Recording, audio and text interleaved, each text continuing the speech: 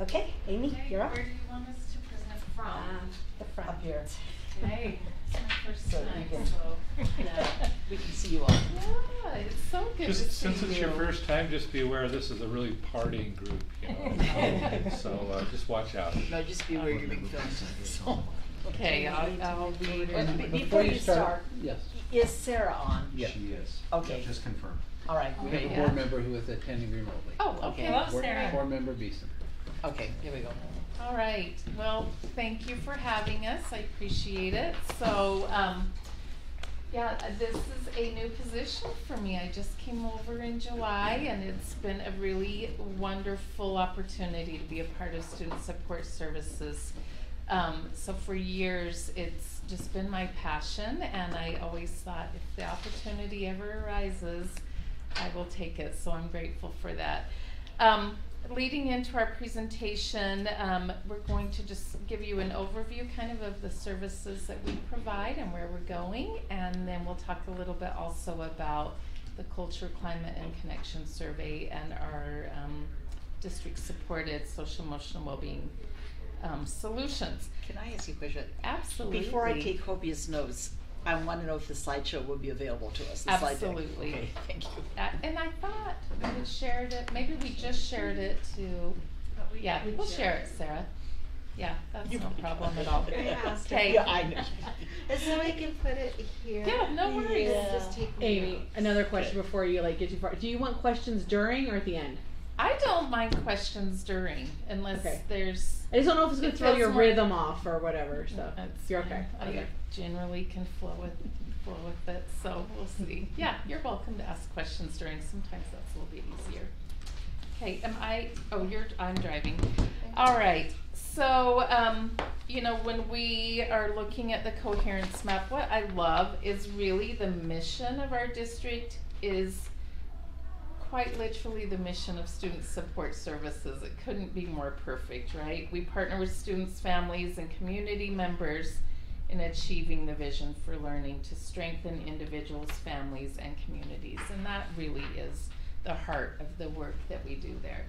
So I'm going to highlight something that we have been working on and will continue to work on.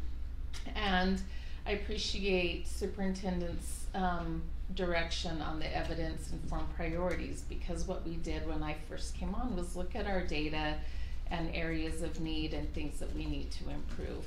And one of the areas that is a focus to us is creating safe schools and more equitable discipline practices. So the team is working towards this through revisions and updates of our policy. And that involves several different focus groups, and one of which is the parent focus group with the equity that the equity team has put together. We have paid for and let out on the training for all of the threat assessment protocols. So that is something that is very evidence-based and proven to have more equitable outcomes for students involved in that process. We have made improvements to our due process already this year in regards to disciplinary hearings. So something that our data was showing was that we had a disparity in our students with disabilities brought to hearings and with students of color brought to hearings at a higher rate. So we are trying to do we are doing a better job staffing those. So we are working with schools and coaching them through the process. We are staffing those with special ed directors and with Anya and her department. They've been really great to help put that equity lens on that as well. Staffing what? Hearings, disciplinary Staffing hearings. okay. Yeah. And then we are working on implementing and teaching and training more restorative practices in our schools, beefing up our intervention through leading some focus groups in our district to help build the capacity of our school administrators. And we actually have done 2 trainings for all of the student advocates in Alpine school districts. Never been done before. It's a group that we know has a lot of interaction and impact on our students, and so we've done some training with them as well on some mentoring and some de-escalation strategies. And we are working with our service provider leads to create stronger service provider teams in our schools so that they can lead out intervention efforts in regards to behavior in our school setting. So that's discipline for you. Do you have questions about discipline before I move on to the next one? Thank you. I think that was one of the things that I did not love, so I appreciate the efforts. Yeah, it's doing that. important. It's important. And we are already seeing, we actually already are seeing some changes in our data. So it's kind of exciting, and just I think this is March was my 8th month of this job. So it's kind of exciting, right, to already start to see some of the fruits of your team's work going. Okay, this is a draft, and so I know I don't want Annalise to deep breathe on this because it's not, you know, It's not laminated. It's not laminated, as she There we would go. say, right? So there's still work to be done. But in the earlier slide when I talked about improving our service provider teams, our service provider leads are putting together this wheel. And we're doing it around the lens of prevention, intervention, and extension, and intense remediation, and what each of our service providers brings in those areas.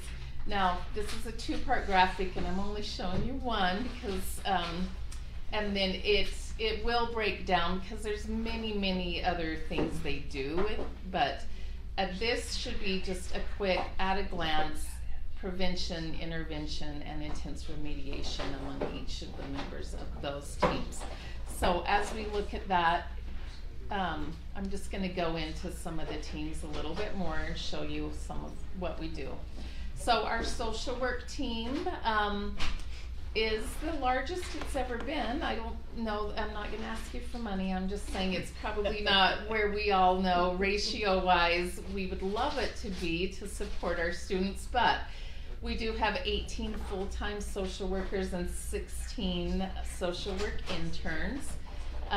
That gives them about a 3-to-1 school ratio.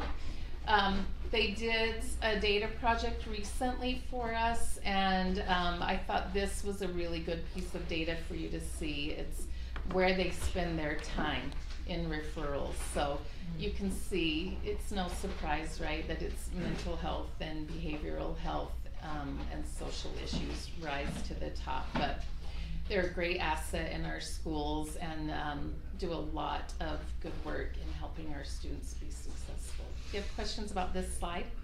Yeah, so, I mean, the mental health issues obviously is intense. Are the other ones, is it like an aggregate of all the other ones?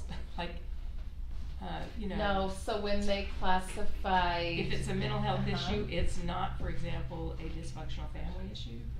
Correct. So mental health issues, meaning these are student referrals they get, usually from counselors or parents or students themselves, students needing to process or do that individualized therapy that our social workers are able to offer.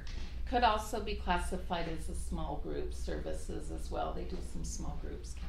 I just see some overlap, some possible overlap. I just wondered if. And they add up to more than 100%. So. Yeah. Well, here's our numbers. Yeah, so that's a good point. I didn't even add them up, but this is how they classified where they spent their number of referrals that they get. You definitely think of suicide as a mental health issue. For sure. And Well, grief really, counseling as a mental you're health right. issue. You're right. So anyway, Yeah. we could. Is it all under the categorize. arching umbrella of Yeah. mental health issues? I get what you're saying. Let me tighten up the data on this, and I think I could send it back out to you. But okay, this is something that I personally am very passionate about, just because I have a hand in it a lot, and that is our community outreach team. So this is new this year, and really, I need to, you know, the credit should go to Annalise because it was her vision in creating this community schools initiative. Annalise had written and received quite a large grant for the Mountain View High School cluster. And so it started there, and fortunately enough, we're able to branch out just a little bit in some of our other clusters that have great needs. So we have 3 full-time coordinators, they're classified employees, and 7 part-time liaisons is what we call them, that support the full-time employees. And so in Mountain View, we have part-time community outreach liaisons at each of those schools that feed into the Mountain View cluster as part of that grant. And then in Cedar Valley, Lehigh, and Westlake, we have a full-time paired with a part-time person. So right now we're short one in Lehigh, we're working on it. But they have done so many amazing things. So what they focus on is really building that family and student connection to school and engagement, and helping to remove the barriers that families and students may have in getting to school. So part of the work they do is having family and community outreach nights, and that, I would say that's been one of their big successes. So at Mountain View and at Westlake, they have monthly parent and family events. They do things like deliver the content in various languages. They've trained families on how to use Skyward, how to get their credentials validated so they can get employment in the U.S., how to how to work within the school. You know, they've had meetings on how do you approach your teacher, how do you approach your counselor. They've had great events at holidays and Christmas time where they've been able to supply much needed items for families.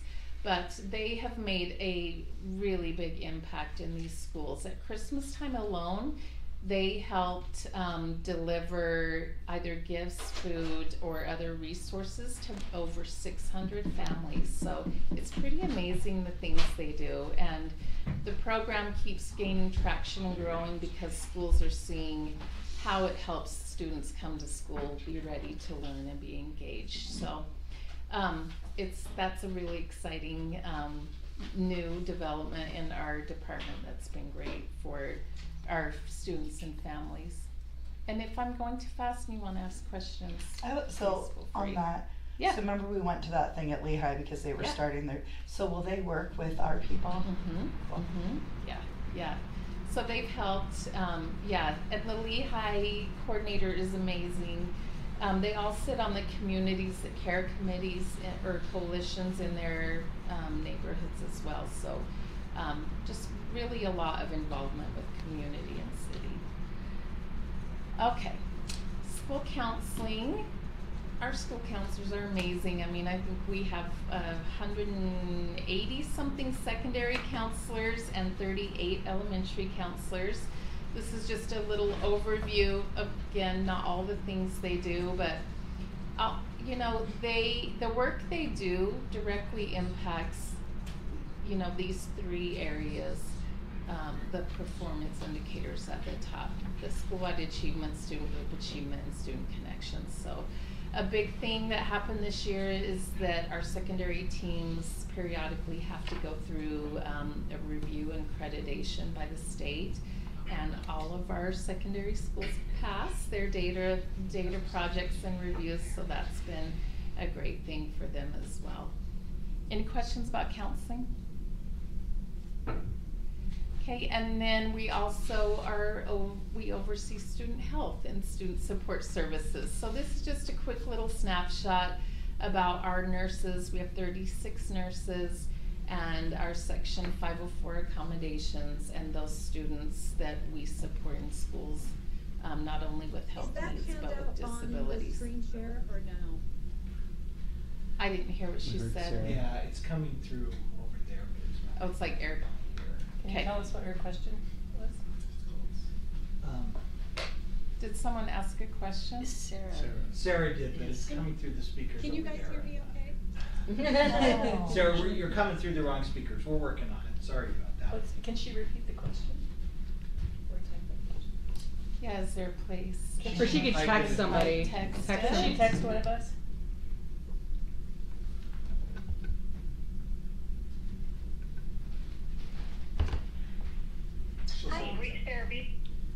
Maybe if I called her, put her on the speaker. Okay, I don't want to delay on our time, and I want Melissa to be able to talk to you about the culture. Sarah, are you there? Yeah, I just was wondering if the handout that she had, is that shown, does she have a slide of that? Yeah, I can send her the slides. Yeah, she can get that to you. Is that feedback for me? Sorry. It was. We're good.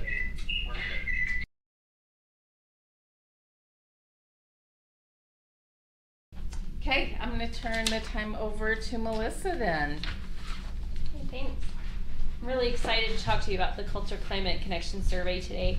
This is a project we've been working on for a few years now, and I'm so happy that Kim Jones in the back could be with us today because she has been my partner in this. And really what's been amazing about this survey, it's been created through our stakeholders in Alpine School District. There are hundreds of teachers and administrators and parents and community members that have been a part of the creation of this, and we're excited to see it come to life. And really the purpose of the survey is to help schools make strategic shifts in practice and strategies to support student connection and social emotional well-being with data, to be more results orientated, and that's why we did this survey. So where have we been, where are we going? Where we've been is we've created this survey using the social emotional well-being framework. We are measuring 8 different areas. There are 4 areas of conditions and dispositions I'll share with you in a second.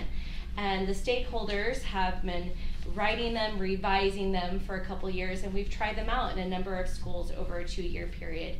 Then this year we had 22 schools completed in the fall, and then they will also complete it again in the spring. For the secondary group, there's 45 questions, and for the elementary group, 35 questions. We've been obtaining feedback through our pilot schools all year this year so we can learn about it. It's really our learning year. How did this go through our administration? What is the data telling us? And how are schools going to use the data so that we could be prepared to coach them through the process? We've been designing reports in the last 6 months so that we can do a dashboard integration and get this onto our dashboard. We want it to be a piece of data that anyone can find at any time along with their academic data so that they can do some cross-correlation so that the data can inform their practices and their PLCs. Where we want to go is district-wide, and that would mean that we would be doing some parent rollovers for Skyward because we do an opt-out consent, and I'll show you the data on how many students opted out for elementary and secondary. There will be survey windows in October and April, and like I said, we'll be starting to analyze the data on a district perspective, which I think will be really useful as we aggregate the information. And then as always, we want to coach schools into what to do with the data. And then how does that support their process? What kinds of resources can we give to them along the way? So will this be done every year? This is every year. It's twice a year, and it's for grades 3 to 12. And we're working with our partners, our special ed counterparts, to understand what sort of data can we collect from our students in life skills classes and students with other disabilities. These are the areas that we have measured, the conditions of safety, connection, confidence, and equity. And the areas of dispositions, which is self-mastery, just self-management and awareness. I don't know why it kicked me off. Let's see here.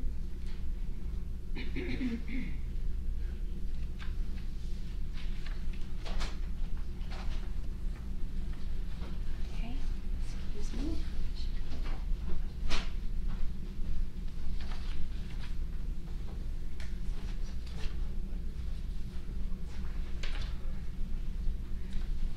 I'm sorry, it's for disposition, self-mastery, compassion, resilience, and respect.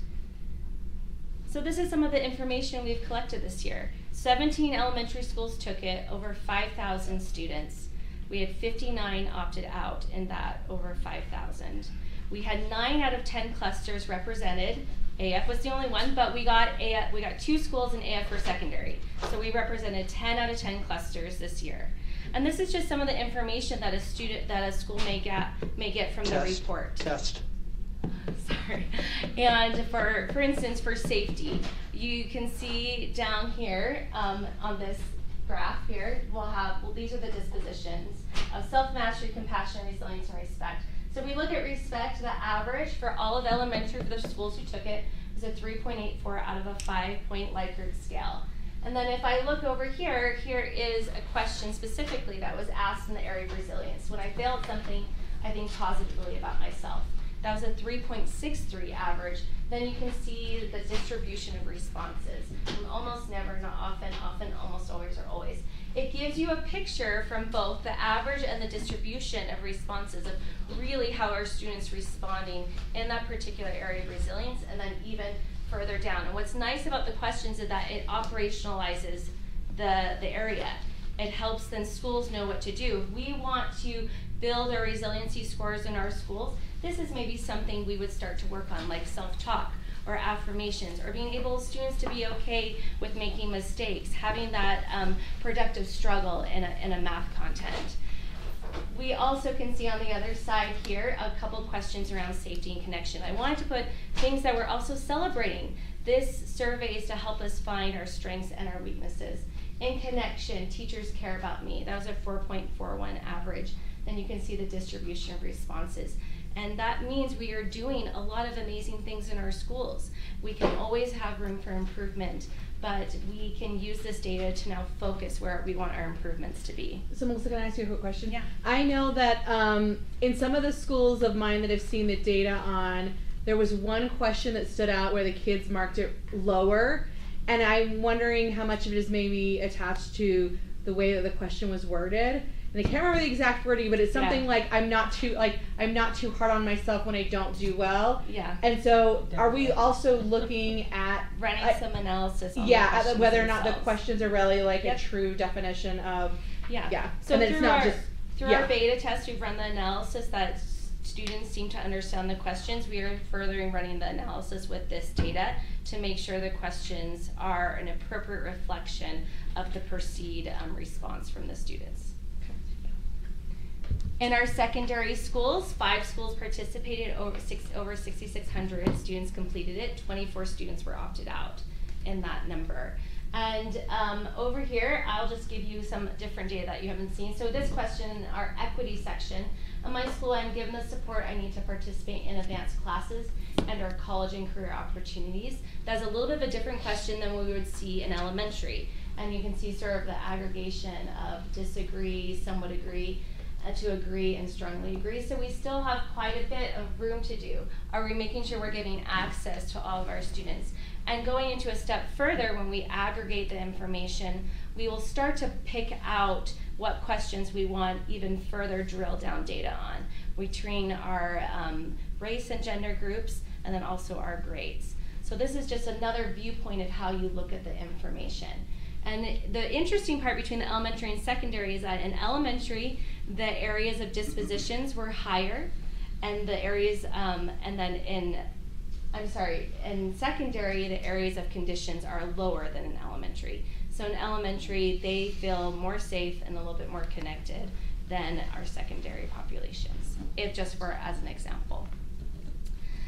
So this is when it gets really interesting when we aggregate the information. And I didn't represent everything, I just wanted to give you a snapshot on some of the things we're finding. So particularly in elementary, for instance, we see females report higher perceived means than males in connection, equity, self-mastery, compassion, and respect. For both, for the students who they could do male, female, or prefer not to answer. Students who did prefer not to answer were lower in all areas measured than males or females by a significant range. So these are significant differences, meaning when we do the analysis, the gap between the perceived means and standard deviations are quite a bit larger than the other ones. And then on the third one there, white students reported higher perceived means than Hispanic Latino students in all 8 areas measured. If we look at the secondary, yes, question? Where do you think it flipped on number 1 from female to male in the It's a secondary? really good question. You know what? I think those are things that we're going to start exploring more. We need more data. This is why you do this in subsequent years, so you can start to get longitudinal data. Then you start to really understand. Right now, this is one data point, and we can probably make some hypotheses, but we can't make any correlations at this point. In the differences in secondary, you can see, you had mentioned that males reported higher perceived means than females in safety, connection, confidence, and resilience. And then the students who represented as other prefer not to answer were also lower in all perceived all areas measured. And white students were higher than any other student of color in the areas represented, in all the areas measured. And then this was an interesting, our Black and African American students reported lower perceived means than other racial groups in all areas measured. And significant differences even between racial groups. Black and African American were lower than Hispanic Latino, or lower than Native and Pacific Islander. So these are things that we're going to start to explore, and I really, as we partner with Anya and her team, we can start to see how this data is informing other areas of our district and what we're trying to chase. Yeah. Can you define what you mean by means? So the mean, the mean of the score. So you're talking a statistical term. Statistical Okay. mean, yeah. Wasn't sure. So how are we using this in application? We're using it in a variety of ways. We're helping create, refine, measure student connection goals at schools.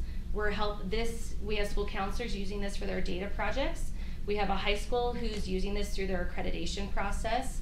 We are using the information to support our grants that we're trying to apply for and measure that help fund our programs. And it's helping schools evaluate their instruction and their support in the area of social emotional well-being and student connection, and help them again really focus and be more efficient with the resources that we employ in this particular area. And just to clarify, this doesn't have any personal identifiable information, so it's basically just aggregated data. It's not like if I can see that, there is a girl in 4th grade who has like something that is problematic, it's not like I can identify that student. No, it's completely anonymous. We have no marker to tie it back to any individual student. Okay. Good question. And Melissa, did you say there were 59 out of the 5,000 students that opted out? Was that the number? Yes, for Elementary. elementary. Secondary is 24 out of 6,600 about. And then we use this data. We want the data to work together with our district supported solutions for social emotional well-being. This is just a representation of if a school is looking at their information and they want to chase a particular area, we have resources to support them. And we can go coach them and help them understand how these resources can be implemented in classrooms and other areas of their school. Do you have any other questions? We really appreciate your time and trying to just give you information. This is a lot to... It's a lot to process. It's a lot. Yeah. We appreciate it. And I'm really glad that somebody is thinking about this and addressing it, because, wow, this is really where the rubber meets the road as far as learning goes. It's very, very important. I think the thing I love best about this is you all have done all the work on these programs so that when schools are looking to implement something, they don't have to repeat that process all over again. And I think that's really, it's invaluable to our community, so thank you. When it comes to the district supported solutions for is that something where every school is basically like they can choose which one they want to access and opt into, or is it something where they have to put like funding towards, or how is that? So like if I'm an individual principal and I want to access one of these programs, is that something where I'm finding the funding for it, or is the funding coming through the district level? So we are helping support the initial implementation of a district supported solution, and then we are working with them on how to use their different pots of money for ongoing costs like trust lands or TSSA or suicide prevention funding from the state. And this is an opt-in. Schools can choose. They go through a process with their stakeholders to decide if there's a district support solution that would best meet their needs. Perfect. Okay, thank you so much. I'm excited about this, by the way. That's great that we're starting to gather metrics and Thank you. see where we are. That's terrific. So if we want to see it in action, how would be the best way to do that? see the survey in action? Well, Or the see which results, part? I guess. The results? I am happy to come anytime and share.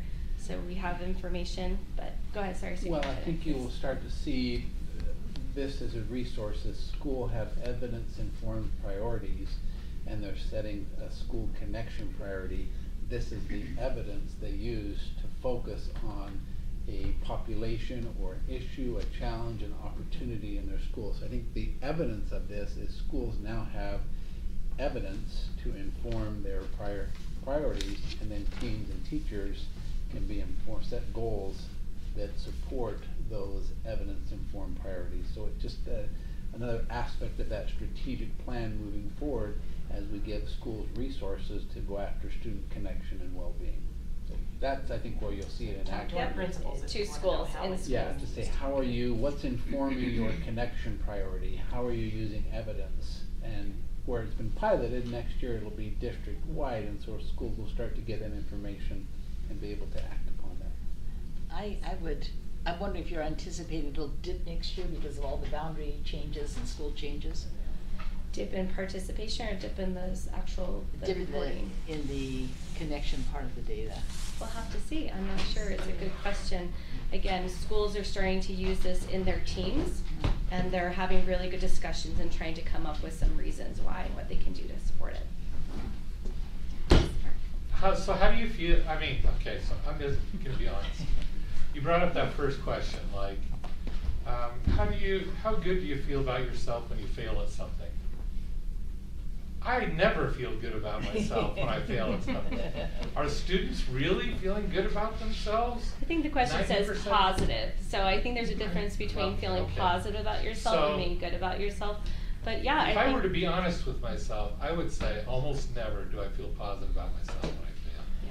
So do you like, are these students being honest? They really are It's a that good optimistic? question.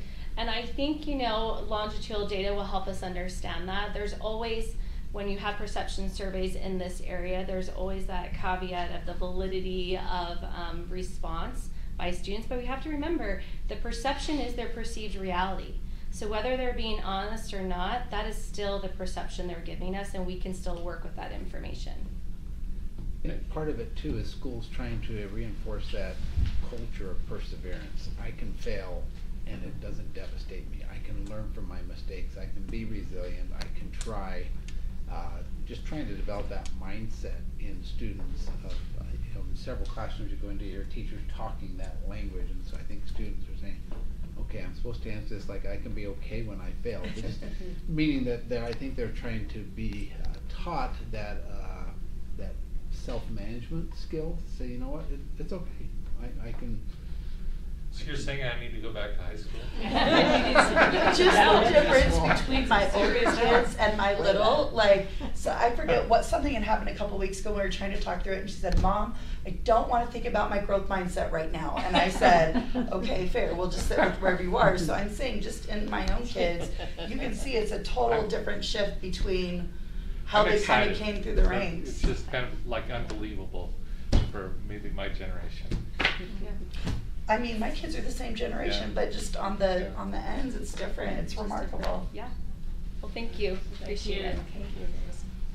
Thank you, Karsten does Amy. fine. Thank you, Melissa. Anya? Yes.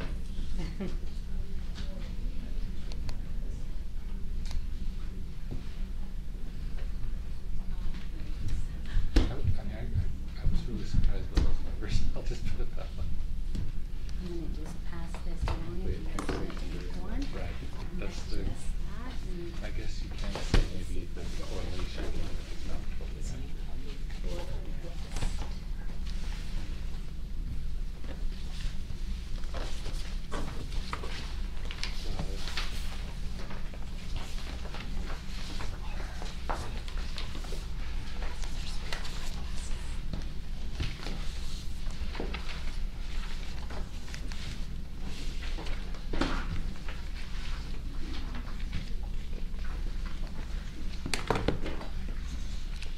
Good afternoon, everyone. It's so great to see you. And I think I know pretty much everyone. I introduced myself to you this afternoon. My name is Anya Becerralo.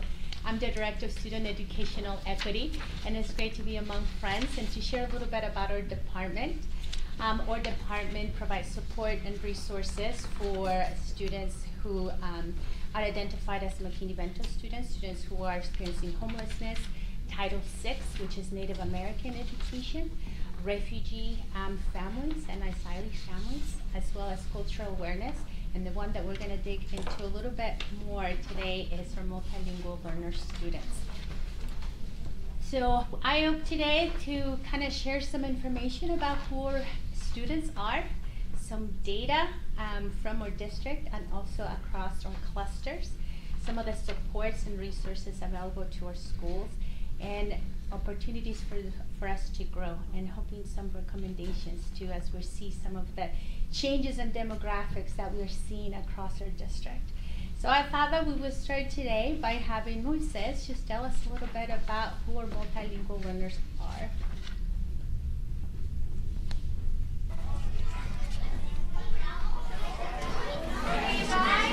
We have testing all week this week and next week. The tests are going to be hard, but that's all right because we're going to try really hard. Isn't that right, Cameron? Yes, Ms. Peters. Okay, great. Everyone listen up. So we're going to work on we get ours from the answer, the information in the story, okay? We're going to go ahead and test, practical test, and try this actus test. Test your test. Put up. So we're going to page. You go to read. First on page 3. ¿Qué dijo? ¿A poco va a empezar el examen? No, es una práctica.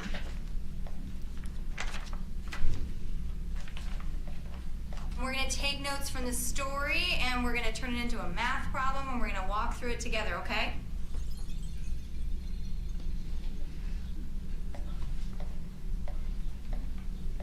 So the boy ran 3 blocks. So everyone write 3 blocks. How long did it take him to run 3 blocks? Michelle? 6 minutes. Very good, 6 minutes. All right, so then we would take 3 blocks and 6 minutes, ¿Por qué el right? niño corre con los bloques? ¿Qué? Sí, ¿por qué el niño corre con los bloques? No, Okay, so the corre 3 question we're going to calles. go on to ask us, how long will it take him to run 20 blocks? What do we do? How many minutes is that per block? 8 minutes. Try to remember to raise your hand if you want to answer, okay? No, it's not 8 minutes. Michelle? 18 minutes? Nope, not 18 minutes. Yes, Enrique? 40? 40, yeah, very good. How'd you get 40? I don't know. You don't know? Well, 40 is the right answer. How did you get it? I forgot. You forgot. Okay. Does anyone know how we get 40?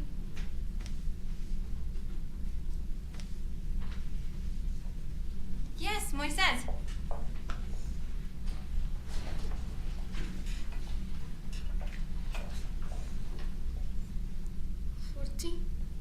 Yep, that's right. Very good. Great. Can you tell us how you got that? 40? Yep, very good. But can you explain to the class what you did here, how you got that?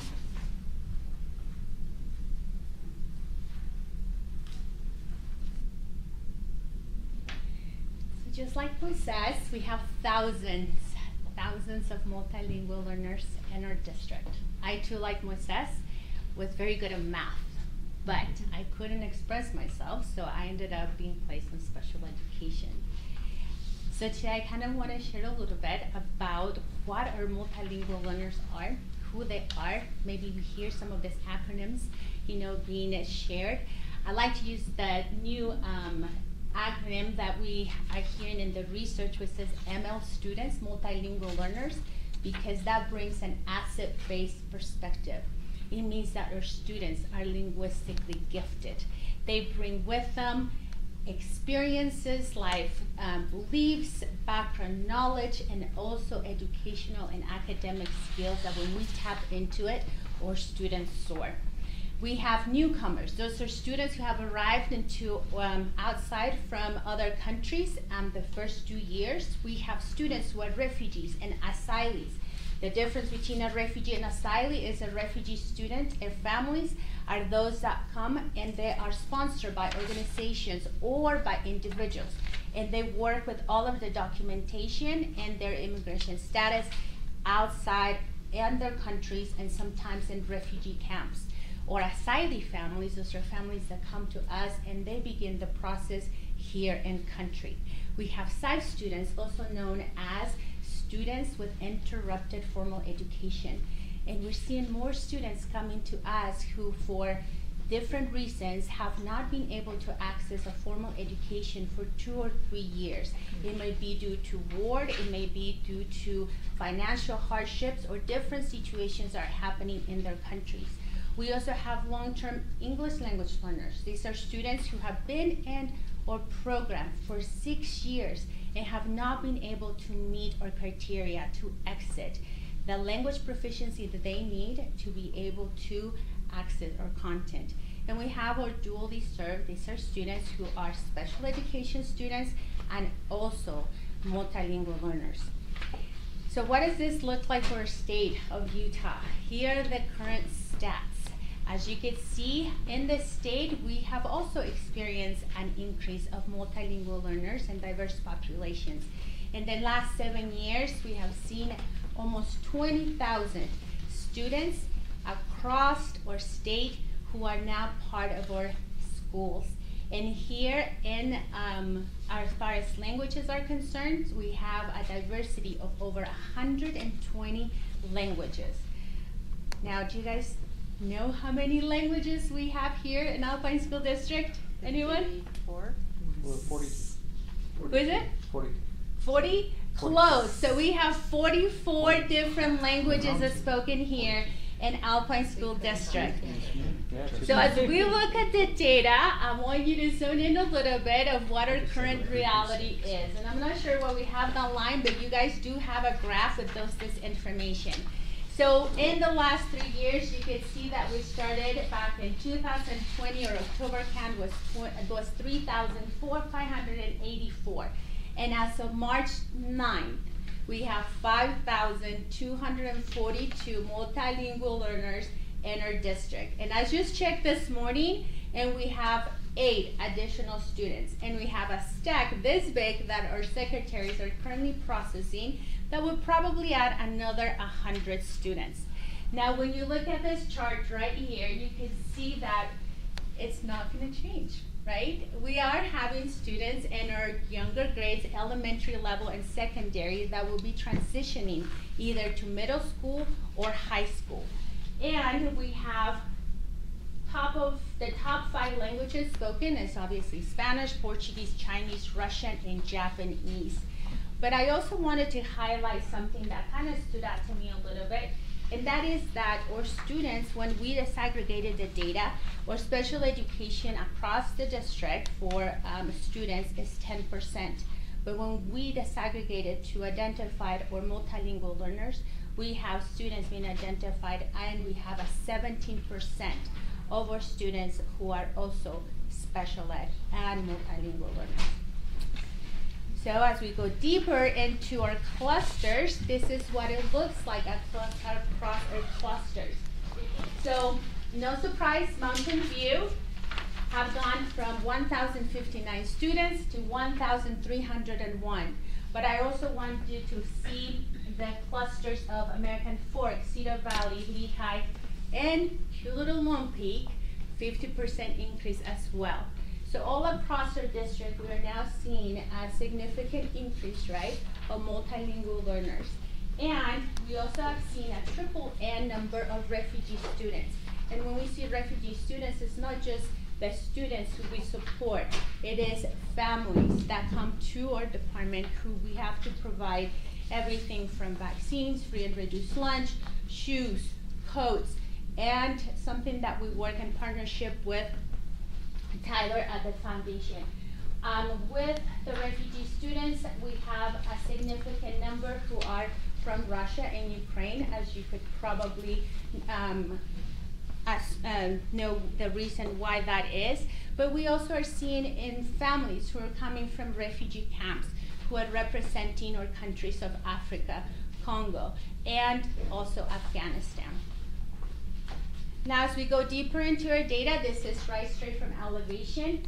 Again, we are seeing that we have, as I mentioned before, 17.4 of our students who are also identified as not only multilingual learners, but special education students, in comparison to 10% of all Alpine school districts. Here are long-term ELs. 1,020 students across this district are not being able to exit and meet the criteria, which means that they're still not able to access curriculum after 6 years in our educational system. In the last 90 days, our team has processed 305 students. And again, we're not stopping, we're just keep working on that. Now here is our WIDA multilingual learner data. Anya, can I ask a yes, question? for Can you sure. go back to that slide prior. Uh-huh. For our long-term ELs, as you work with those and with the staff that support those students, what might be 3 interventions or 3 things that would help us further support them and help them grow to the point where they have mastered and could exit so that they can truly achieve or work with the entire curriculum? What would those couple of things be? This is a really good question. So right off the bat, I think we need to take a collaborative team approach, the way that we support our ELs. Currently, we have one individual at each school who is our site coordinator, who's everything English and multilingual learner, meaning that person is responsible for compliance, testing, support, etc. I think as we're seeing the increase of numbers across the district, it is conversations that we need to have as a team and also as a district as how collaboratively we could address this as school teams and bring individuals that are doing really good things. I mean, I know Amy highlighted 3 of them right off the bat. They're also supporting our multilingual learners, but we're not working together. So I think bringing that's one thing. The second thing is the support and scaffolds that we are providing in Tier 1 instruction. Currently, we're still seeing, we still have a mindset that they are your students, their students. It's a Title I situation. Well, it's not anymore, right? These are our students. So how do we collaborate with PLC coaches and instructional coaches so that Tier 1 strategies and supports can be embedded during Tier 1 instruction? That has to be part of the conversation during the PLC cycle, as well as bringing data, which we have plenty of that, to be and having those questions of how are they successful or not. And then third, which you probably observed during the survey, is creating a culture of belonging. I think that's really important for our families to be able to feel like they belong, and that begins with us. The kind of conversations that we're having when we speak about our families, when we speak about our students, the way that we engage in conversations, we talk about data. Are we utilizing a asset-based perspective, or are we still blaming our students because, oh my gosh, I have to now plan for my instruction because there's a kid that doesn't know anything? And trust me, we have heard those through surveys that we do after professional learning training. So those are 3 right off the bat. Yeah? I'm sorry, can I just, I was also very interested with this slide. So make sure I understand. Yeah. So we currently have 5,200 in this EL students in the system, and 1,000 of those, so like 20% are long-term ones. Yes. Is that my interpreting that Correct. right? So what is this pass-fail qualified secondary number? Yes, good question. So what that means is that at a secondary level, or students who are newcomers, and if you remember what a newcomer is any student who is here new to country for the first 2 years, there is a pass-fail grade that they receive, meaning that we work with our secondary schools and saying, okay, this is a student, right, who is just new to the country, and that we are working, right, with the student to be able to access content. However, is this student who's coming to class, is it trying to participate, is it, right? So that is what that pass-fail is for secondary students. So we have 301 newcomers at the secondary level. That are passing or failing? Or? Well, we haven't disaggregated that data. It's just the number of students who are at a secondary level who are newcomers, meaning the first year in country. So meaning they're not getting an A, B, C, D grade, Right. they're getting a pass or fail. Right. So that we're also trying to take maybe some of the heat off of those Right. students by giving them a pass-fail Right. dynamic. Correct. Okay. So the 305 entered the last 90 days. 301 seems like a lot that are doing this pass-fail thing.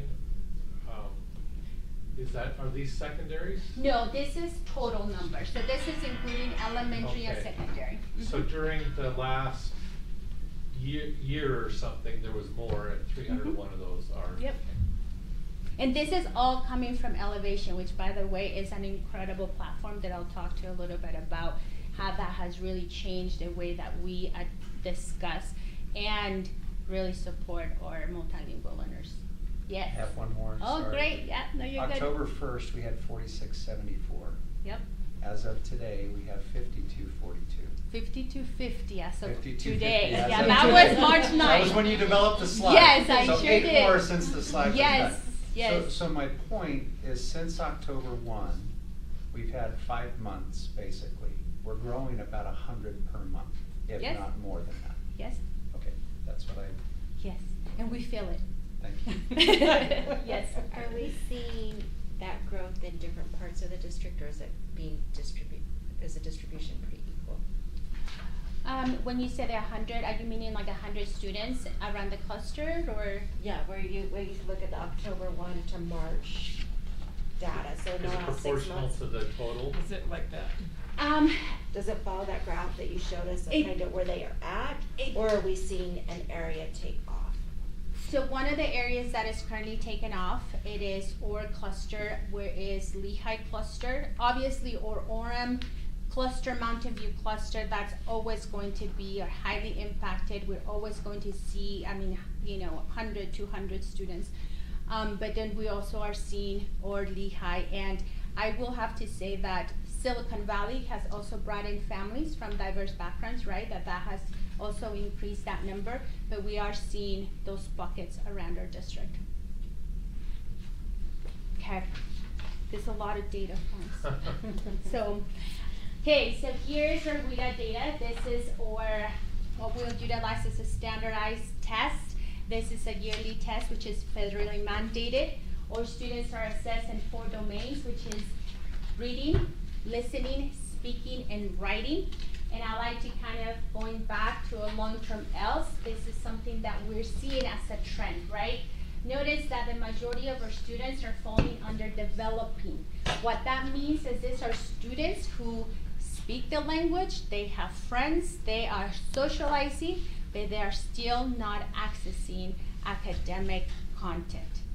So this is when I talk about tier 1 instruction, this is why it becomes so critical. Because then our students, right, somehow they get stuck right here in that developing, expanding, and they don't seem to make the sufficient gains to exit our program. There's no surprise that we have also a large number who are newcomers to the district. This is a question I've heard 2 sides to this, and maybe you don't want to talk about this right now, but with the DLI program, is it helpful for a second language, a multi-language learner to be part of a DLI program with the expectation that they're learning English? Well, this might be one that I might defer to our DLI director, Annalise. Obviously, I have opinions for that, right? But Annalise, is there anything you want to say, or do you want me to take it? I could take it. Because I've heard both philosophies, that this is the greatest thing, or no, it's not helpful. So there are components to the program that we're looking at that are limiting that access, right, because of the lottery process.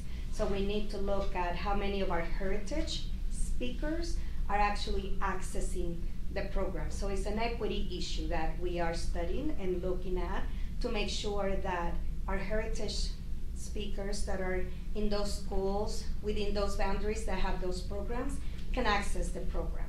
Once they're in the program, there are definitely benefits for them learning both languages simultaneously.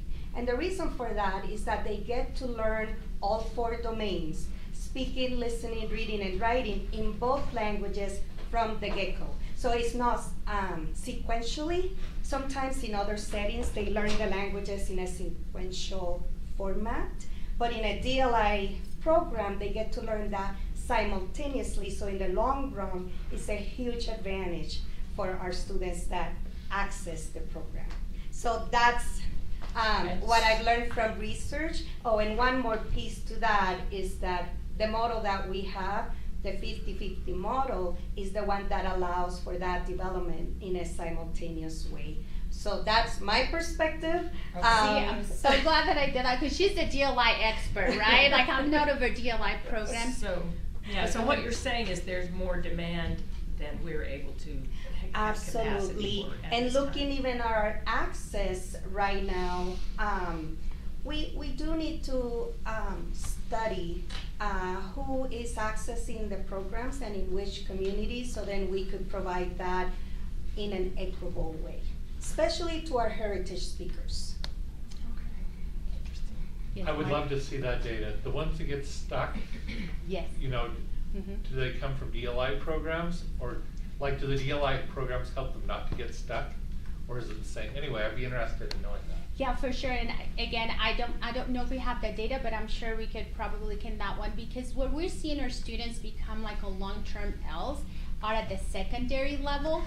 So in our secondary level, there's really not DLI programs, right? What it's just showing us, I think, Mark, in this situation is that the importance of tier 1 instruction that supports all of our students, right? Because really when we think about, you know, interventions and tier 2 and tier 3, I mean, a paraeducator and ELD class is never going to be able to create as much support as what the students could receive during that tier 1 instruction. So, any questions there? I feel like we may not get through the whole thing. No, That's okay. no, No, that's you okay. guys are so That's good. okay. This is good because these are really good questions. This is our proficiency data, and you do have also this graph in your folders of where our students are at when it comes to proficiency and RISE, Aspire. This particular one on ACT, it just indicates the percentage of students or multilingual learner students who have 18 or above ACT score. And when you compare that to what the average is for Alpine School District, there's a significant gap. We're also looking at our graduation rate and of course our standard scores. And I do think that as you look at this, as you look at the data, you have the same feelings that I did as we were disaggregating each one of the clusters, each one of the grade levels. And I do believe that this is an outcome of not just, you know, the tier 1 instruction, but also the collaborative conversations that are taking place, the mindsets and the conversations that are happening, you know, in our schools, and also the environment that we are creating to provide really the support for our families across the district. This is not something that we just saw for this year. We could pull data from 5 years ago and you will see the similar trends, which means that we're not necessarily moving the needle when it comes to addressing the needs and academic needs of our multilingual learners. So what is our team doing to support this, our 5,200 students? I'm so appreciative, and you guys give me 5 minutes when I need to cut this, because I don't even know when I started, and we do have a lot of questions, and I want to make sure that I honor your questions as well. But I'm appreciative of the vision of our superintendent and team in creating our coherence map, because we're having conversations that we didn't have before. Having a lens of equity, innovation, and results with a specific student group goal has kept our team busy. But that means that we are engaging in conversations, we're looking at data, and we're coming up with ideas of how to support our students. So as a team, we also identified our own priorities, which align to the coherence map, that is support tier 1 instruction, supporting teams and development of their own goals, and build capacity through collaboration and cultural awareness. Again, it goes back to that connection piece of our coherence map.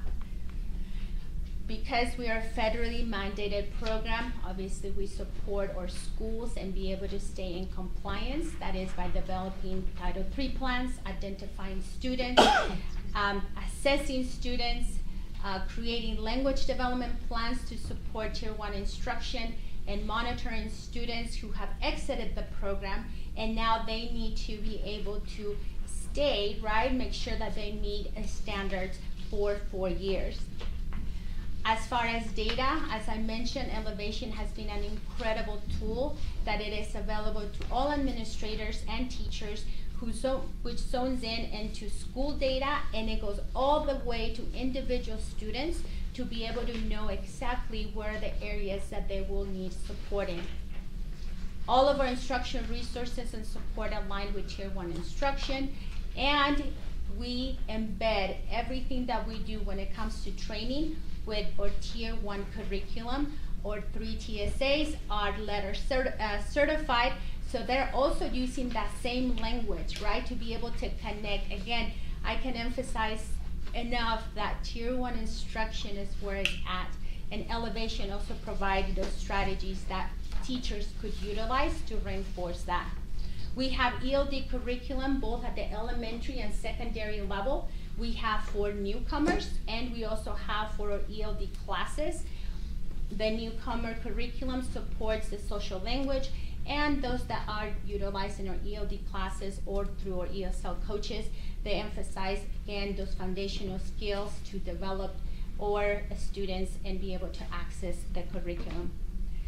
Professional learning opportunities, this is what we do at all levels. And we do different topics, starting with multilingual learners 101 as a base perspective, also data dives to support the development of their goals and even family engagement. We have education opportunities through a TEL endorsement and also through our Elevation modules. Our TEL endorsement gives all of our educators who decide to take this, it's a 1-year endorsement which we have co-created a curriculum with BYU. Our department pays for it. Really all that our teachers have to do is pay for the registration fee for that. And we work with Elevation as well, so that the 45-minute modules that are embedded into the program, they also receive a USB credit.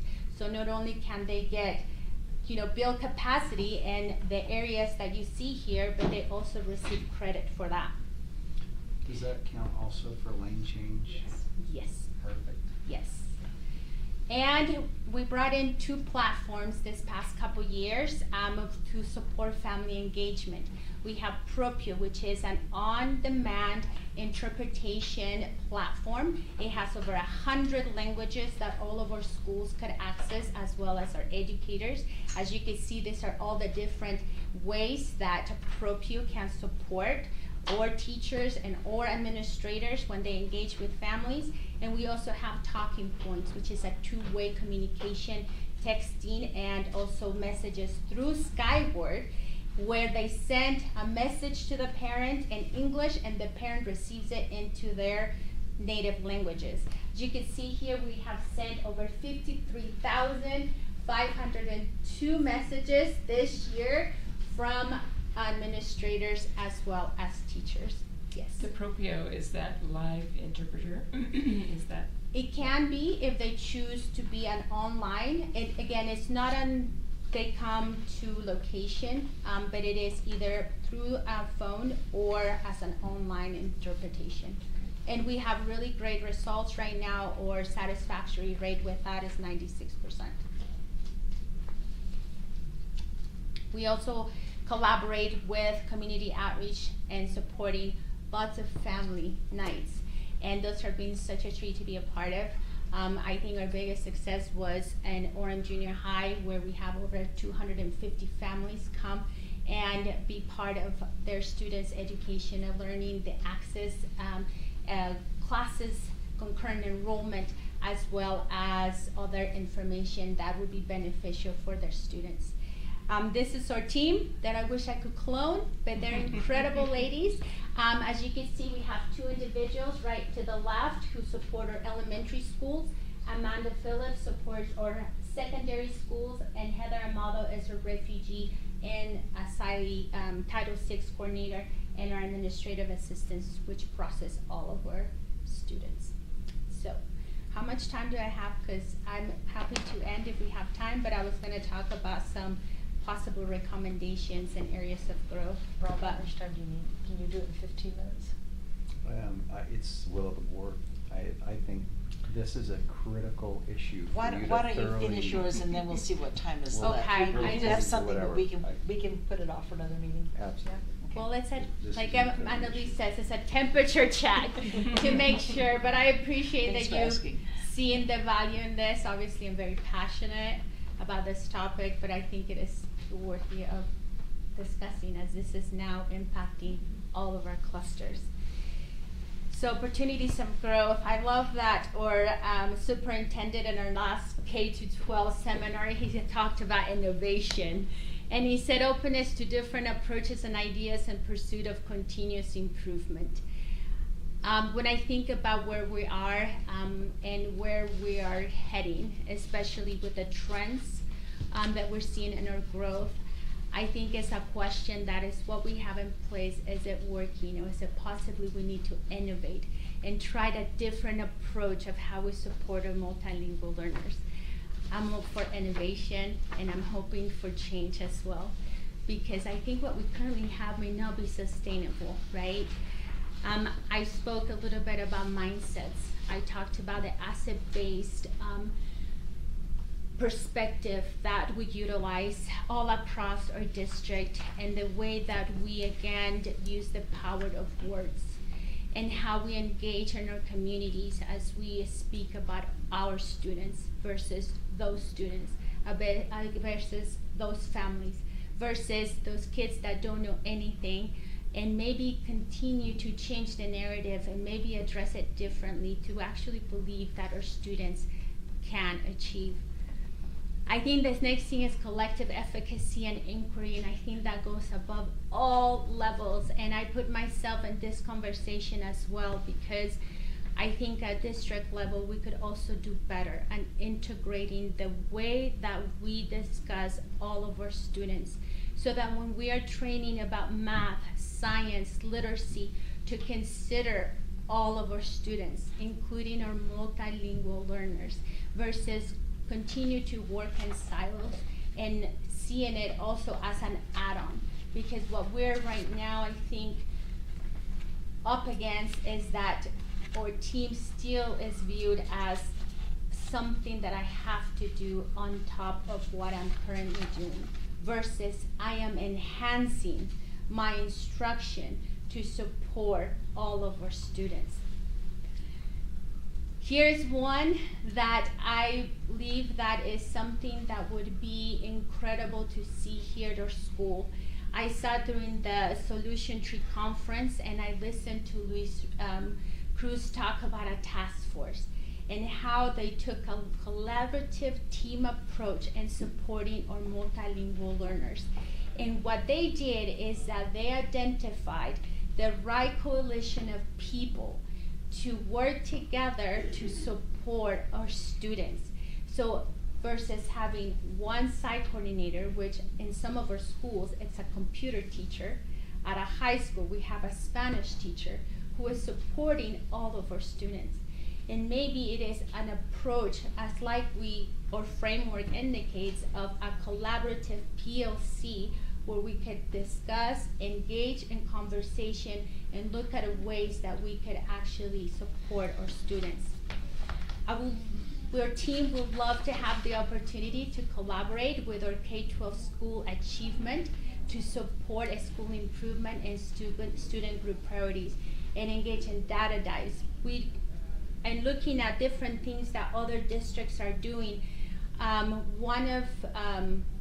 or the districts, our neighboring district, Jordan School District, holds this focus groups every 4 times a year. and they invite administrators and teams to come together and they discuss data. They looked at best practices. They even support the development of Title III plans. So as you can imagine, this type of focus groups and support not only empowers our administrators, but also support our schools that are currently under TSI. I think that all of this, quite honestly, when we think about everything that we're doing, everything that is possible, is really truly to meet the needs of our students, because they too want to show us what they're capable of doing. I wish my teachers knew how expressive and hopeful I am. I have potential. They don't know that sometimes it's hard for me to understand the class, that I need more time to learn things. I try really, really hard because I don't want to fail you as a student and my parents as their child, so I expect A's or occasionally B's. I play basketball. I'm born in Mexico. I'm not shy. It's just traigo la música por dentro. I have music inside of me. Our students want to show us their potential. And I think that when we tap into that, and when we focus on what our multilingual learners can do and hold high expectations, we truly send a powerful message that here in Alpine Schools District, of students from diverse linguistic, cultural, and experiential backgrounds contribute to the vibrancy of our schools. That's what I have. Can we ask questions, Anya? Yes. Okay, so one of the things I was thinking as you were going through all of this, a group of us were talking earlier today about the 4 questions we ask in Alpine. I'm wondering if it's time for us to add a 5th question, something along the lines of like, what obstacles do our students encounter in accessing instruction? Whether that is our multi-language learners or our kiddos who are dealing with homelessness or whatever, if we need to start asking questions about what obstacles our kids are facing and actually getting to the instruction. Because like to Mark's question about, you know, we have 20% of the kids who are really looking at this long term, that's a significant obstacle. So we've got to address the obstacle or they can't access the instruction. So is that something, I'm just throwing that out there. I don't need you necessarily to respond or whatever. I'm just throwing that as an idea. And then I'm wondering, are we figuring out what works and what doesn't? Because one of the things that I'm noticing is that, you know, we have had this idea that, you know, particularly in the Mountain View cluster, that's where we have a larger percentage. But it's also fascinating to me, just on the data you gave us, that the area with the actual most number of languages is Lehigh. And right behind that is Westlake. So the highest number of languages we have spoken is actually in Lehigh and then Westlake. And then the least amount of languages we have spoken in a cluster is actually in the Orem cluster. So are we figuring out like how this, but then you also notice that like, I'm gonna throw out the Lone Peak dropout rate because that one was 1 kid, so it's the data seems a little skewed. But PG has the highest dropout rate of multi-language learners. So what are we doing in Mountain View that we can do in PG? And what have we learned from our experience in Orem that we can then translate to Lehigh and Skyridge? So I guess that's my question, is what have we learned and what do we need to implement so that we have those supports district-wide? No, and I love that question because I think it goes back to our 7 tide essentials, right, of collaborative culture, which is learning from each other, right? I think it'd be really beneficial, again, going back to our focus groups, right, to have our schools who have had great success. You're absolutely right. When we looked at Orem, that is like a little like they're doing something great there, to be able to share that information with other schools. I think one of the keys that I have seen with Orem as I visited with them, again, it goes back to our tier 1 and the support that they're having there as far as addressing, you know, conversations in content areas. So for example, something that our TSA at the secondary level has done is that she's been invited to be part of those content level team discussions. So that now we're embedding, right, what's best practices at the tier 1 level. And then there's those discussions now that are happening to see like, is this working in, you know, a true PLC with that in mind. So that is one.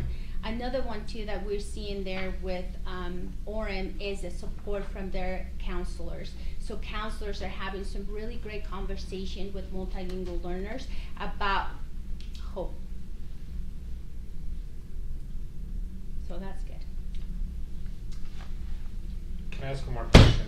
Yes. I would be remiss if I didn't point out that I'm the nerd in the room, so. No, I like nerds. I am too, Mark, obviously by the 20-page like data that I just gave you. But I mean, there, automated language translation is becoming better. Yes. You know what I mean? Like amazingly better. Does that ever have a place in the instruction model where maybe the student has got Google Translate so that he can tell what the teacher's saying generally? Or? You know, that's a really good question, and what's been, this is something that it's even come up as of recently. We were talking about even a month ago, where RISE data now has that ability for our multilingual learners to be able to access science and math and Spanish, and that is available for 2.5 students, which means our newcomer students to be able to access translation. Canva also has that feature, which is going to be going live here in the next couple of weeks. We've been working with that team to be able to place some guidelines with that. And why do I say that there's some guidelines with that is because ultimately we want our students to be able to access curriculum, right? Tier 1 instruction in the English language. However, we understand that there is that opportunity for scaffolds. So what we are saying, because of the way that now the test standardized testing saying like any student, 2.5 or below could access translation, those are some of the guidelines that we are also providing across the district to say if you have students who are newcomers who are 2.5 or below, this may be a good tool.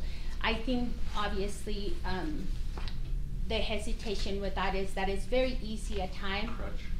Thank you. And to place a student, right, with a translation device in a corner and never be able to make that connection, right, and to be able to support through their academic journey. I know in Mountain View, I know they talked about having student peer tutors and that in the to address the multilanguage learner. Do you know how that's coming, or is that a work in progress? That is a work in progress. You're talking about Mountain View, right? Yeah. Yes, and that is a work in progress, and I applaud Mountain View for really being innovative and doing a couple of things there. So what they've done is kind of provide that peer support, right, for that student that arrives new to the country to be able to have right away a friendly person, right, to kind of show them the how to. Because I'll be honest, when I was 12 years old and I had to go through different classes and get a locker, I was like, I don't even know what I'm doing. Even, taking tests, it was so foreign to me, say the least. Any other questions? Yes. Just a comment and then a question or compliment, probably. We just finished up our cluster meetings, and it was heard over and over again, thank you to your team and the support that your team is giving to our schools. When schools struggle and other schools, so we just asked a member of the team to come out and they helped solve our problems. So they're feeling great support. They would love more support because I think this opportunity to understand and support and provide for the needs of our multilingual learners is no longer isolated to a specific geographical area in our district. More are having that opportunity to say, how do I address the needs of these learners in my classroom? And so we're in that initial stage of saying, this is new to me. I teach out west, or I teach in the north, and I've never had to really address this opportunity. And so they're wanting those supports and resources. I think we're in, with the coherence map, we're the first stage of change is awareness. That we need to change, that we need to grow, that we need to improve in that area. And then it comes to that, how do we analyze where we're at so that we can become more actionable?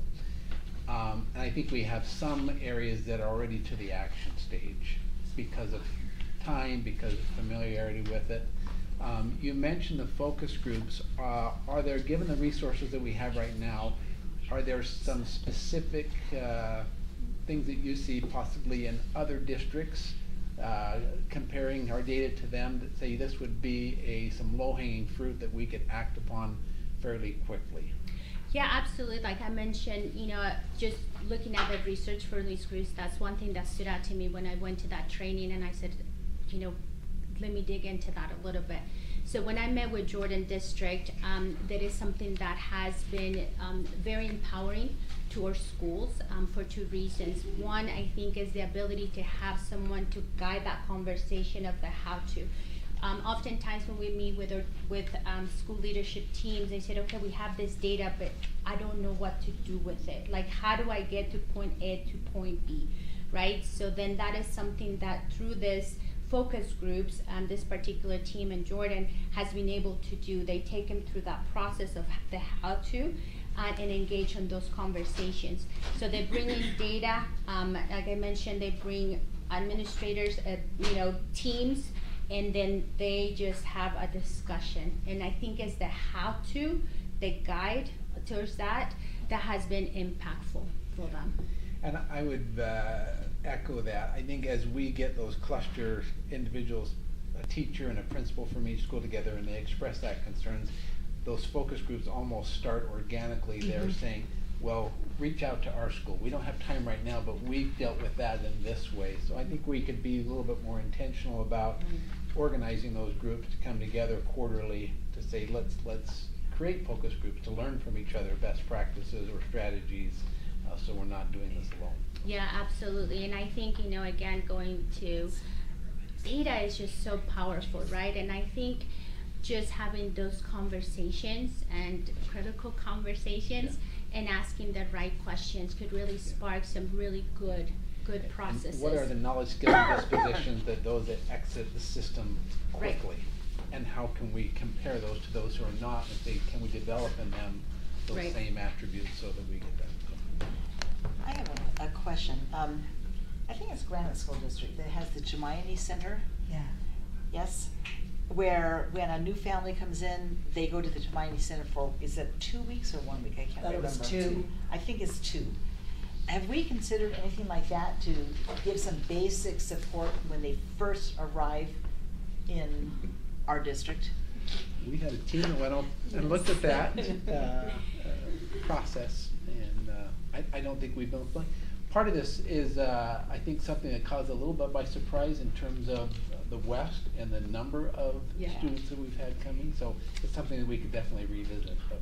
And I'm happy to answer with that. I apologize. No, you, friend. Just so give you an update, because I'm really interested in finding out best practices out there, I've reached out to a friend, and interesting enough, that center is not there anymore, because as they look at the data, what they found was that our students were not necessarily making the progress as equivalent as our students who were in this actual schools. Reason why is because you have to think about the environment, the peer, the social support, etc. So when they looked at the cost of having a center like this, plus what the data was showing, it was just not at something. It was housed in a junior high. Yeah. Right. So then now you were moving students, 2 changes for our students. So what they're now doing is that they're actually putting mentors to support them and the school system. Well, that is good data, good to know. Yes, I did ask that because I'm very curious. Well, and I thought the amount was so low, like we could not believe they did what they did with them. Like, I think shock was probably an accurate observation from us for what they did there. Yes. So the elevation platform, it's like a data place, and I know So talked about how they're integrating theirs with the dashboard so that it's used by our teachers. And do you see that merging with our dashboard, or is it just so good by itself that there's no need to really? Unfortunately, because of the platforms, they really can't communicate with each other. You're talking about Hanuit, right? But I would say that, or this is a supporter solution that is so robust. I mean, it also has tier 1 instructional supports as well as modules, so that it would be a challenge, right, to kind of merge So those no two. need to really Yeah. try to do I that. mean, really, elevation is awesome. So. Okay, thank you. Thank you. I apologize for the taking such a long time, No, but great no, it was questions. wonderful. So thank you. It was an eye-opener for all of us, I think. I just want to share one That's right, experience hear from I all of had you. last night. I went to Orem High, and they, as a lot of our schools do, have a parent evening once a month. And so I was invited to come, and the PTA president and the SCC president, and we were supposed to tell about what we do in the district and how you can connect. There were 2 people in that room that didn't speak Spanish, and I was one of them. And the whole meeting was in Spanish, and it reminded me again of what it feels like to be on the outside. Yeah. So it was a good experience just to remember what it feels like for people Well, thank when you. they don't know. Thank So you for thank you so sharing much. that. Let's break, and we'll see you back at 6 Okay. o'clock. Thank you. Thank you.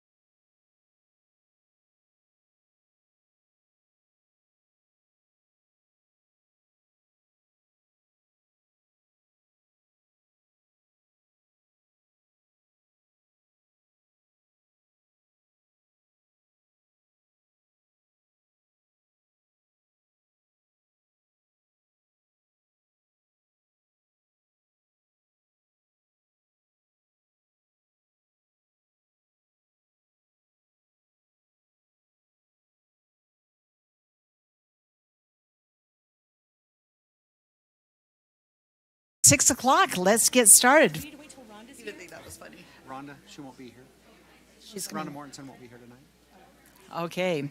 Welcome to Alpine School District School Board. We have a lot on the agenda tonight, and we're excited to see so many of you here to express your support and your good ideas and your concerns. So we will start. Just a minute. Let's start with Pledge of Allegiance by Scott Sumner, and then Inspirational Thought or Reflection by Jerem Beckar.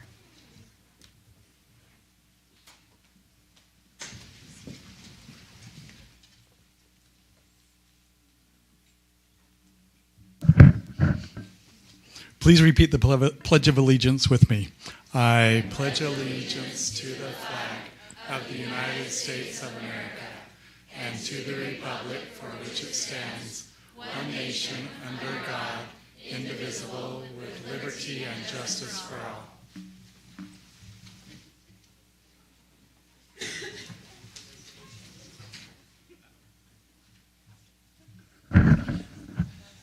Anybody interested in Major League Baseball spring training right now? The Yankees are up 7-4 over the Blue Jays. That's where we're at. Cardinals not up yet. Oral Hershiser, growing up as Dodgers fan in Southern California, pitcher Hershiser said, "I'm proof that great things can happen to ordinary people if they work hard and never give up." Thank you. I should put that on my wall. That's a good saying. Okay, now we come to a part of the meeting that I think we all particularly enjoy, and this is board recognitions. So we love to recognize the accomplishments of students, employees, patrons throughout the school district, individuals and groups this evening. So tonight we're going to do the RISE Awards, and this is very exciting. So we have so many wonderful teachers, staff members, support personnel, parents, colleagues. We have created a special award that anyone can nominate someone for this award, and we have had hundreds of nominations. So what we're going to do tonight is honor the people who have been suggested for this award, and when we honor them, we would like their principal and their supervisor to also come forward. So when we say your name, please come up and stand right here while we read the blurb about you, which you will enjoy. And then after that, we'll take pictures. So family and friends can come to the center and take pictures after David does. So RISE. RISE is remarkable, inspiring, selfless, and encouraging. So our first RISE award tonight goes to Michelle DeWitt from Cascade Elementary. Michelle, come on up.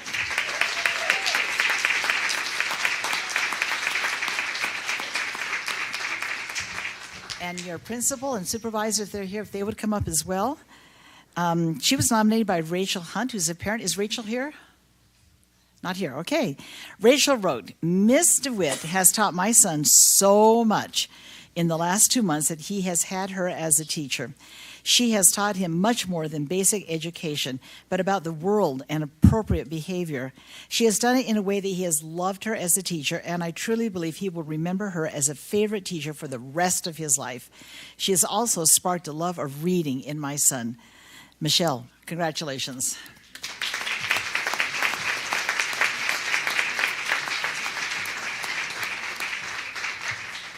Okay, the second one will be read by Julie King. Our next recognition is for Jonathan Pittman, who is one of our transportation, our bus drivers. Jonathan, are you here? Not yet. Darn it. Okay, but still very cool. So Jonathan was nominated by Emily Crawford. Emily wrote, "Jonathan is a bus driver for our small group class. He often works solo because his aide has been sick. The kids love him. He is so patient with them. He puts Mozart's music on for the kindergartners to listen to. He says it helps their brains. He often has 10 plus kids on the bus, and sometimes they are happy, and sometimes they have had a rough day. So having this job takes so much patience. He is amazing, and each kid looks forward to him picking them up." And that is Jonathan Pittman.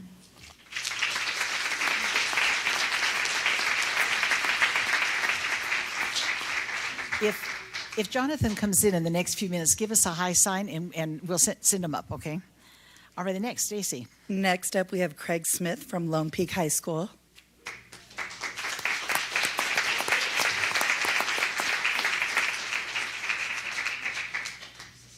If your supervisor or principal is here, please come up with him. Okay. Mr. Smith was nominated by Katrinka Condi and Elizabeth Swalberg, who are parents. Katrinka wrote, Mr. Smith is the poster child for remarkable, inspiring, selfless, and encouraging. Each night at dinner we hear about calculus. Calculus of all subjects. How can Mr. Smith inspire these kids who struggle with a tough concept, rave about him, and proclaim, quote, it's my favorite class, unquote? How? He is there for them like no other teacher ever has been. He is what a teacher should be. He actually teaches, reteaches, and ensures kids understand the concept. He supports them in his own personal time when he could go home. I'm grateful for his kindness and drive to be all our education system should be. Congratulations, Mr. Smith.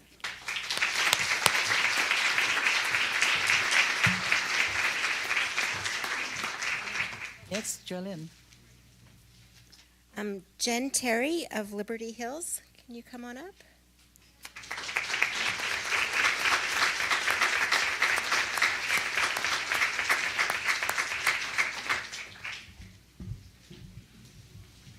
Jen was nominated by Dylan Cutter, Megan Tyson, Rachel Ward, Tara Nilsson, Jalee McGuire, and Brooke Bean, and they're all parents.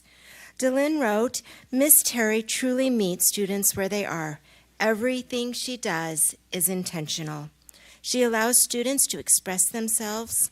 She deals so well with all types of students.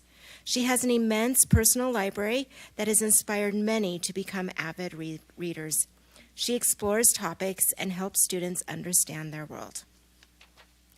Thank you, Ms. Terry.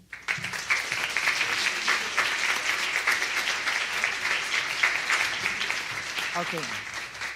Now it's picture time. So if you would like to take a picture, David will take his first, and then you come to the center and get a picture.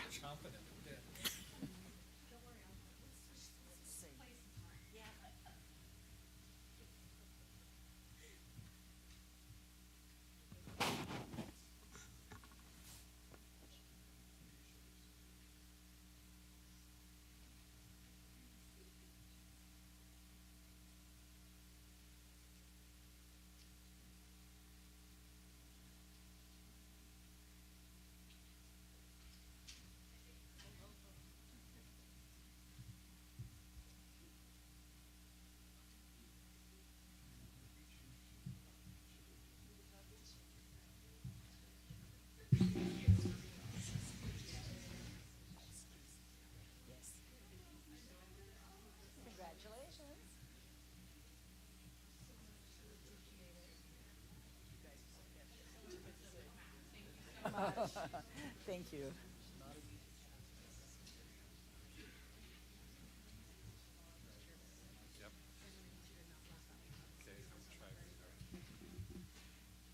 Okay.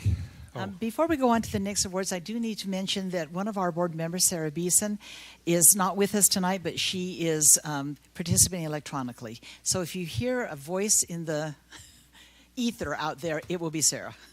Mark. Okay, so let's see. Daniel Simmons, is he here?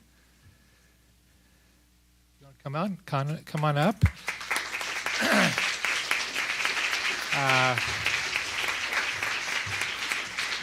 Along with any administrators or teachers, they're being honored. Gatorade named American Fork High School junior Daniel Simmons the 2022-23 Gatorade National Boys Cross Country Player of the Year.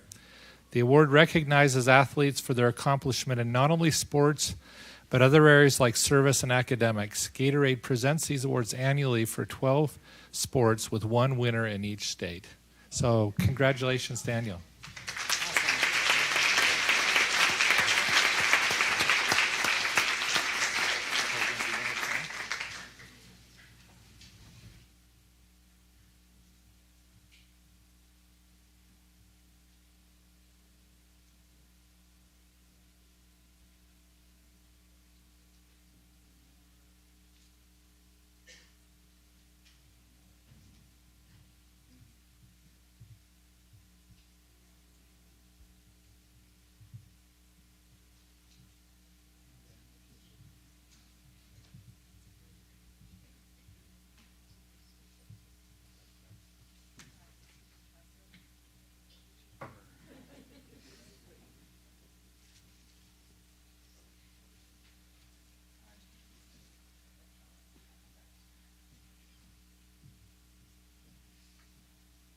Okay, next is the NASA TechWise Award. So Ada's going to read that one.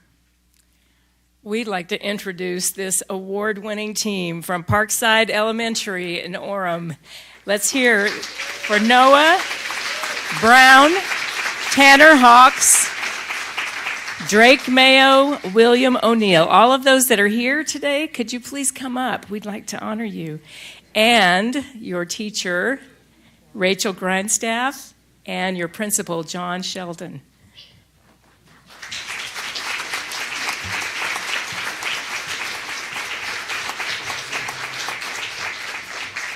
This team has won a national NASA contest, the NASA TechRise Student Challenge, and they've received $1,500 to build out their experiment. Out of 60 teams selected nationwide, they are the only student team selected from the state of Utah. The team will work through the remainder of the school year, building out their experiment with the support of professional engineers in preparation for their flight test, which will occur this summer. Outstanding.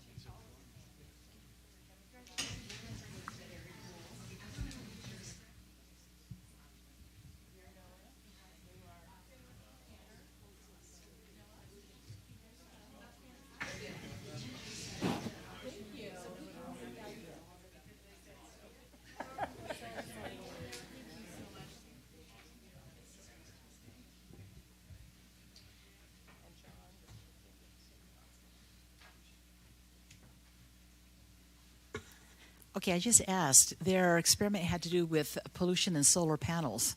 So it sounds very promising, very interesting. So congratulations, guys. Okay, next, FFA Award, Mark. Great. So is Hope Blackburn here? Would you like to come forward? And I think George Wardell is not able to attend, so I'll just go ahead and read it. And Danny Blackhurst, is he here? Okay, Yay. come on up.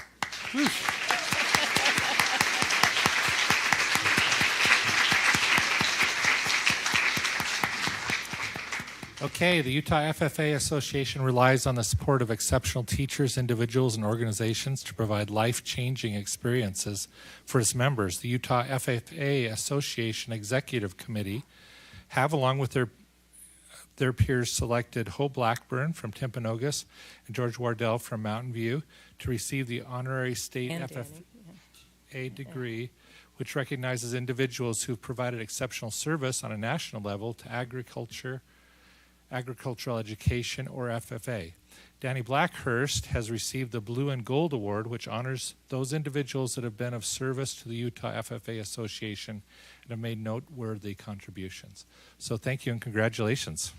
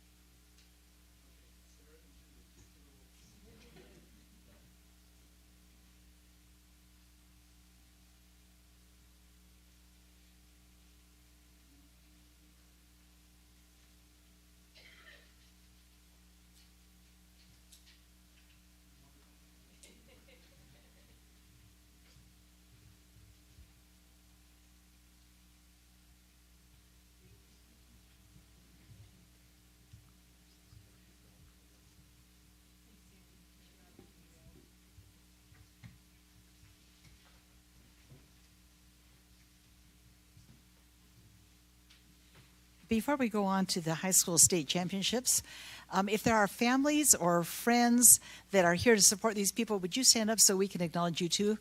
We know that success is a team effort.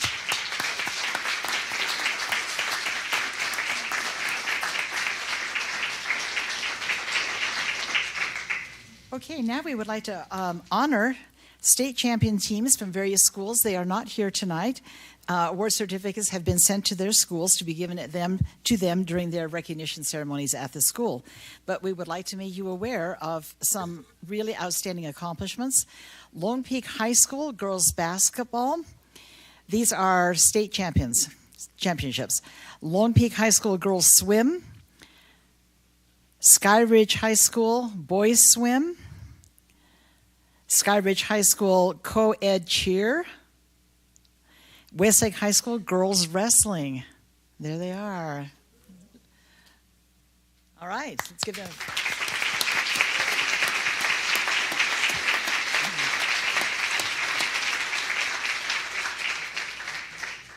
Now, we would like to turn some time over to the PTA for the annual PTA Awards, and they will be presented by the Region 9 PTA leaders. Come on up, PTA.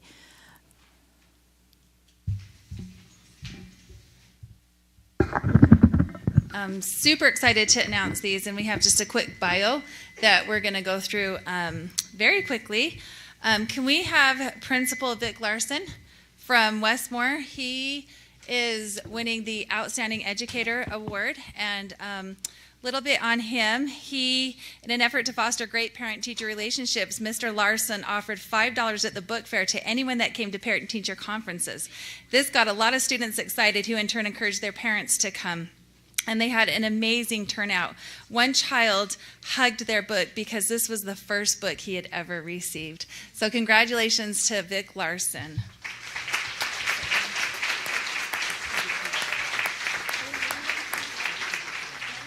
Yeah, they do need to come on. Is Vic Larson here? He might not be here. Okay. Oh, okay. We'll drag it out. Just clap it in when you see him. Oh, there's lots of words. Okay. Tim Thompson, are you here? One impressive thing about Tim is that his door is always open to help students, parents, or staff, unless he's currently already helping someone. In that case, he will reach out to whomever needed the help as soon as he's done with the previous person, even if that means working after hours or even calling someone while he's gone to other meetings outside of the building. He never wants anyone to feel like he's too busy for them.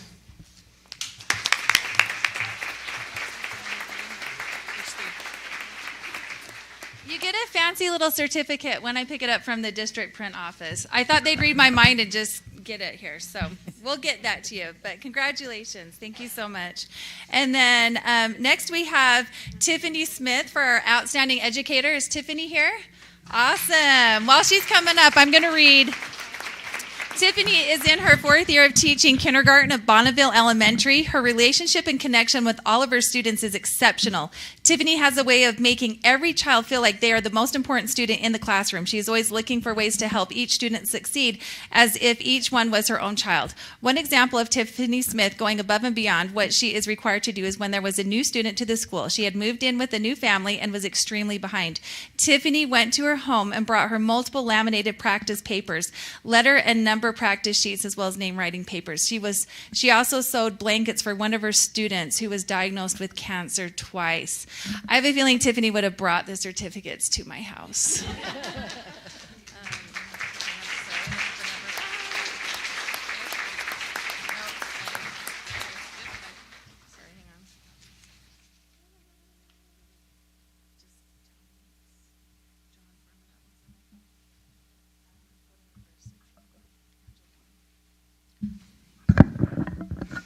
Is Angela Moulton here? Oh, she's in the front row.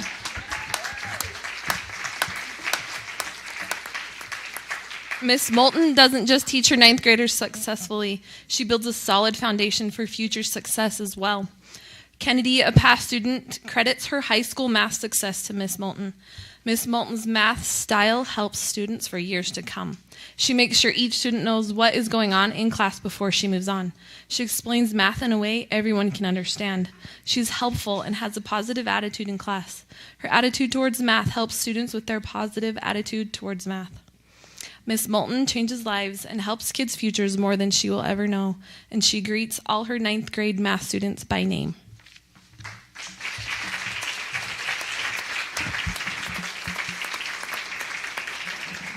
Okay, next up is Jolynn Foreman. She has won the Outstanding Secondary Educator Award. Ms. Foreman fosters student success through her inviting classroom atmosphere, sharing her knowledge and inspiring her students creatively through her art classes.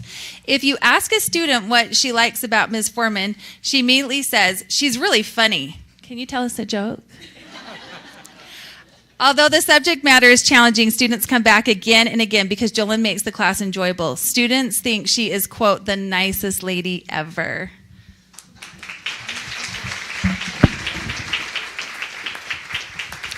We're going to pause for a picture, so if you have a council president, if you're here, or if you have a president, a PTA president from the school, or a principal, if you'll come up and we'll do a quick picture.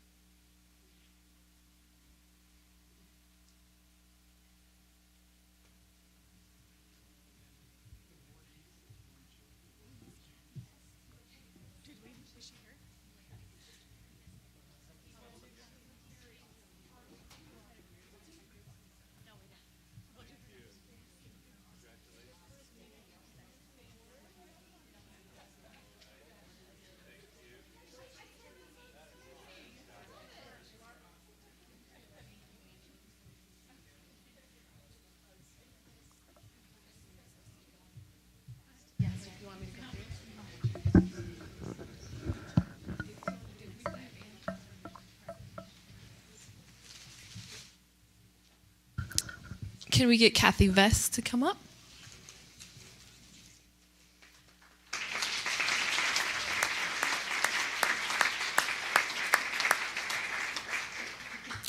Kathy Vest is deeply caring and invested in the students at Northridge. She's currently a 5th grade teacher, the choir director, and also orchestra director, as well as her long history as the school's music teacher prior to 2021. That sounded weird. Parents and PTA member Melody Morley says that she believes that Miss Vest truly enjoys spending time with my children. She invests time learning their names and even my name. I've seen her hug many of her students. She loves them and cares about them. Her teaching style is beautifully unique. She always incorporates music into many of her lessons, which makes them so fun and often easier to remember the information. So that was for the Outstanding Elementary Educator. And for our Development Award, is Caroline Turner here? Yay, get up here. So Caroline volunteers in various PTAs and helped to facilitate an annual celebration called the Latin Fiesta Latina for the dual immersion students. Was it really the Latin Fiesta Latina? Is that what it's called? Okay, that works. For the dual immersion students, it provides a cultural night of incredible music, dancing, activities, and food. This year will be our 3rd year holding the event. Caroline's efforts to grow the program and make it fun for everyone is phenomenal. Congratulations, Caroline.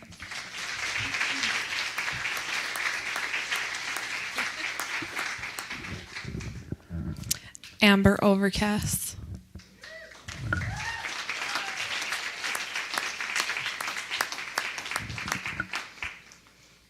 Amber is the star of the show. She just shines in whatever she does. She takes a hit with grace and understanding, then she takes a deep breath and steps forward into action to resolve. Her grit and determination can parallel the best out there. No problem was too big to discourage her or her will. If someone was unhappy, she took the time to sit down with them and listen and try to comprehend. She had a way to take people's stories and make them into one combined understanding for all. Amber has a very quick wit and smart mind about her.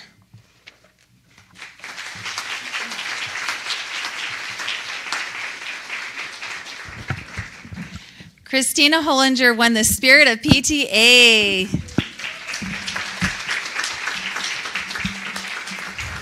She's going to do a cheer for us. Christina can be found at school carnivals, book fairs, field trips, teacher appreciation, and reflections events. She has been treasurer, secretary, and advocacy chair. Christina quickly becomes an integral member of any PTA organization with her resume, including roles as the silent auction coordinator, the website administrator, the storytelling festival chair, the clothing drive chair, the restaurant fundraiser chair, and the reflections chair.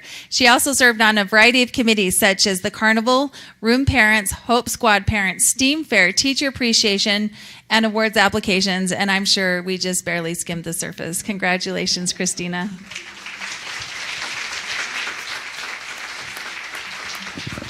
Can we get the presidents and the council presidents and the principals of this group?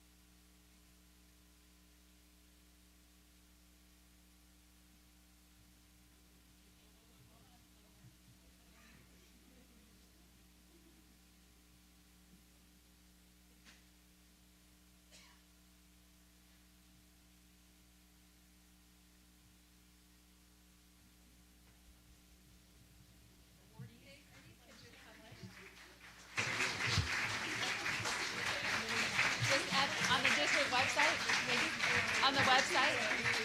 No.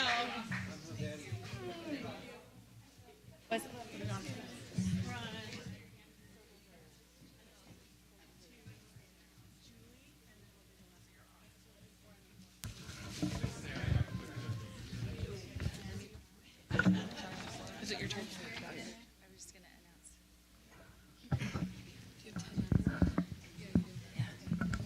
And by the way, if anybody wants these pictures, Dave will post them in the Facebook page for the district under board brief is the section, right? So you can get all the pictures that you want. So our next winner for outstanding support staff is Andy Jacobs.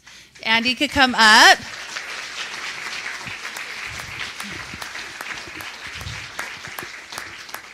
I know you can run faster than that, Andy. Andy has been the head coach for boys and girls cross country and track and field at Orem High School for the past 20 years. As head coach, Andy has led his team to 10 state championships and countless region championships. He has been named Utah High School Boys Track and Field Coach of the Year twice. His 2020-2021 boys cross country team was 6th in the nation and has multiple athletes ranked nationally, and many go on to compete on the collegiate level.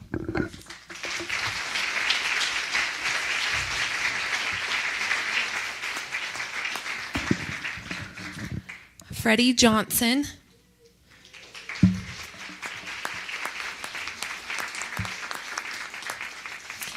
If students want to park at the school, join the club, take an app class, go to a dance, etc., their first stop is with Freddie in student finance.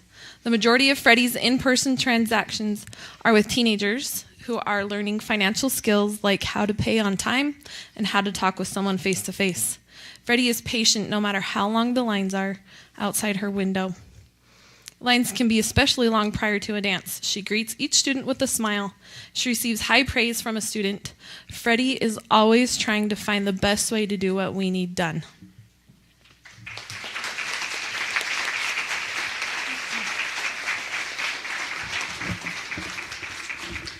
Angie Smith won for Outstanding Volunteer. Is Angie here?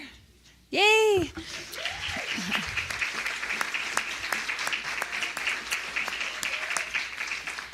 Angie Smith is the kind of volunteer anyone would want to work with. She has a sincere desire to help students and teachers because she wants to make Freedom Elementary School the best it can be. She is proactive and reliable, always one of the first to volunteer when she sees a need.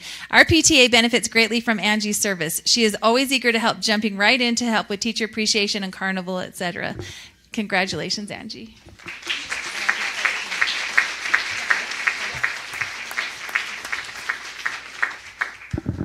Julie Wilford.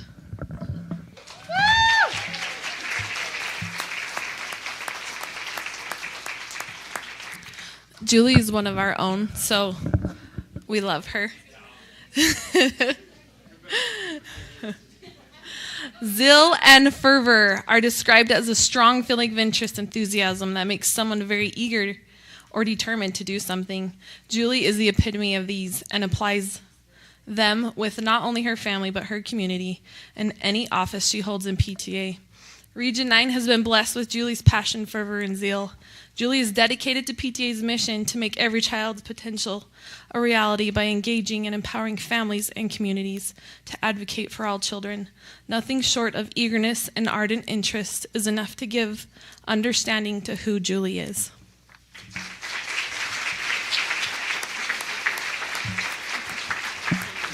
Can we have the council presidents and principals and PTA presidents come up?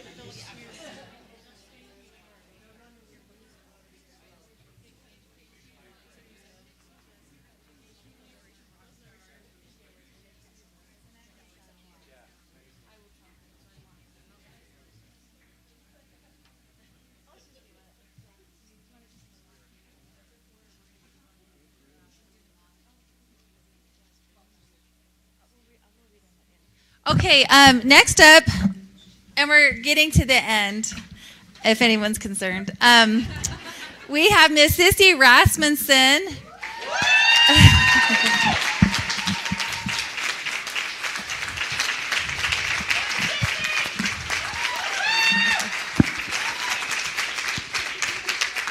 For anyone who doesn't know Sissy, you're living under a rock. Sissy's very a sweet, petite little thing, but boy, she has a voice and packs a punch. We are so excited to award her the Advocacy Outstanding Advocate Award. Sissy Rasmussen is a force for good in the realm of advocacy in our community on a personal, school, council, region, and state level. She advocates on important issues affecting our city and state. She passionately, and I repeat, passionately communicates to fellow voters on the importance of getting involved. She interacts with city council members, school board members, state legislatures, and nationally elected officials. She educates other PTA members on important issues, and it is so fun working with Sissy because she is passionate. She doesn't overwhelm you, but you will know what the issues are. So if anybody has any questions, this is your girl. Congratulations, Sissy.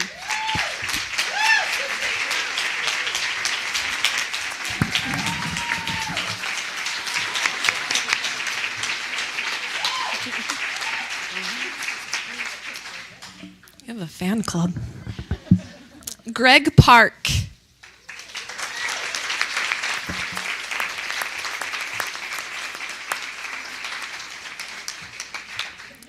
Greg Park has many skills and hobbies. He's a published fantasy author. He teaches creative writing, science fiction fantasy, Japanese, and English 11 at Timpanogos High School. Greg's passion, however, is guiding students to become leaders through his role as student council advisor and director of the Student Leadership Coalition. Mr. Park trains students to become leaders, then gives those leaders the opportunity to teach their peers about the school goals, which are to deliberately develop deep learning and foster deep connection and well-being. According to Mr. Park, the purpose of this model is to teach kids the importance of helping other kids. To accomplish this goal, in partnership with administration, Greg helps establish the Student Leadership Coalition in 2009.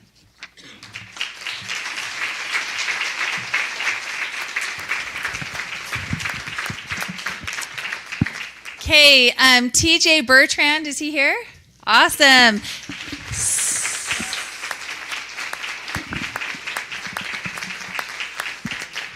So TJ is being awarded the Inclusion Award. He expanded beyond standard state curriculum to use the Holocaust as a tool to teach students and the surrounding community tolerance, empathy, and resilience. In his role as a world history and AP Psych teacher, he is passionate about giving his students hands-on opportunities to learn. TJ contacted the Butterfly Project and spent nearly 2 years coordinating efforts in the school to produce a memorial at Timpanogos. The Butterfly Project is a nonprofit organization founded through the San Diego Jewish Academy. Their focus is to help people to learn from the past to form a more hopeful future. They provide a structure and supplemental educational materials to educators, but the execution belongs to each individual group. There are 3 main parts to their process: teach about the Holocaust, create ceramic butterflies, and then form a memorial. I would love to see that.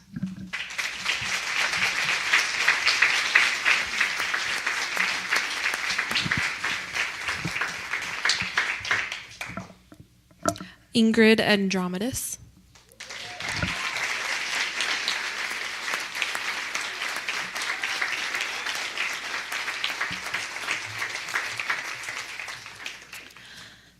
Ingrid is a strong advocate for every child, and she is committed to ensuring that every student has the opportunity to succeed. She understands the importance of building the capabilities and confidence of families so they can effectively advocate for changes to policies and practices and other government efforts. Ingrid recognized the need to engage parents in their child's education and future success and create the Latino Parent Academy in 2021 and 2022, with the aim of empowering Spanish-speaking families with information and resources to support their students. The Academy was such a success last year that it evolved this year, 2022 and 2023, from 1 session to 2 sessions each night, with the addition of an English Parent Academy for parents of sophomores and those with their first child in high school.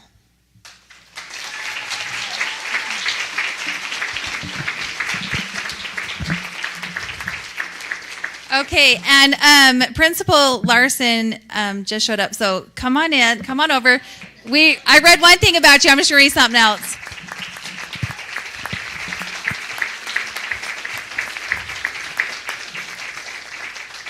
Vic Larson has won the Outstanding Administrator Award for elementary as well. Many of our students have been facing emotional struggles, which has caused some students to have major tantrums in prior years. Mr. Larson has created a chill out room for those that need a moment with a staff member available to support them. This has greatly reduced the number of tantrums and the associated classroom disruptions. Teachers can go there too. We're just keeping that on the down low. To foster communication and outreach to our diverse community and student body, Mr. Larson made sure to have secretaries who speak Spanish to help support the parents and children that need to communicate in that language. Also, half of the aides speak Spanish, and he has built a robust ELL program. Congratulations, Mr. Larson. Okay. And then everybody associated with these fine people, come on up for a picture, and then we are going to have a little reception for the PTA award winners. It's when we're excused by the board, it's just going to be right out this door and across from the secretary's desk, and you're welcome to come in when we get excused.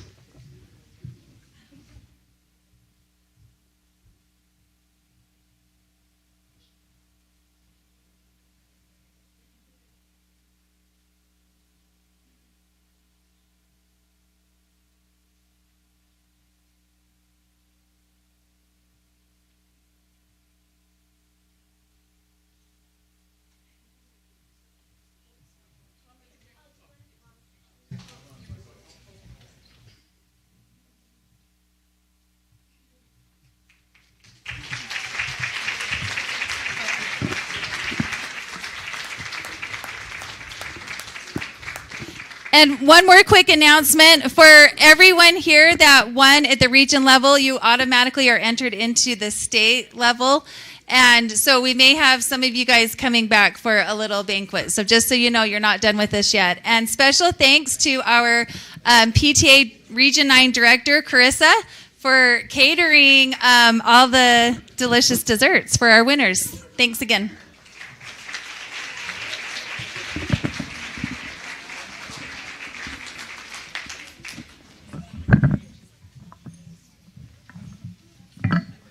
If there are family or friends of these people, would you stand up so we can recognize you as well? The support staff.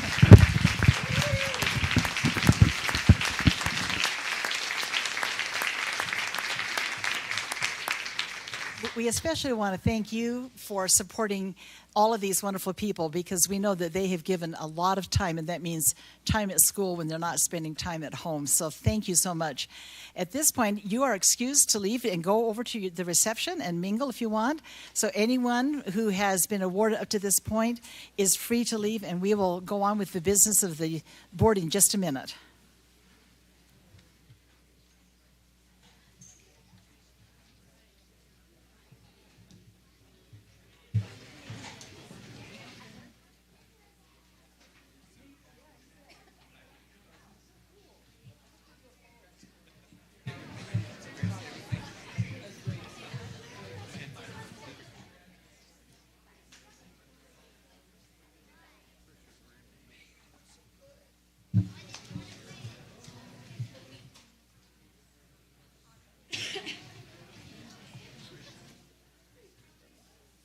You know, if you want something to happen, just ask the PTA to help, and it'll happen.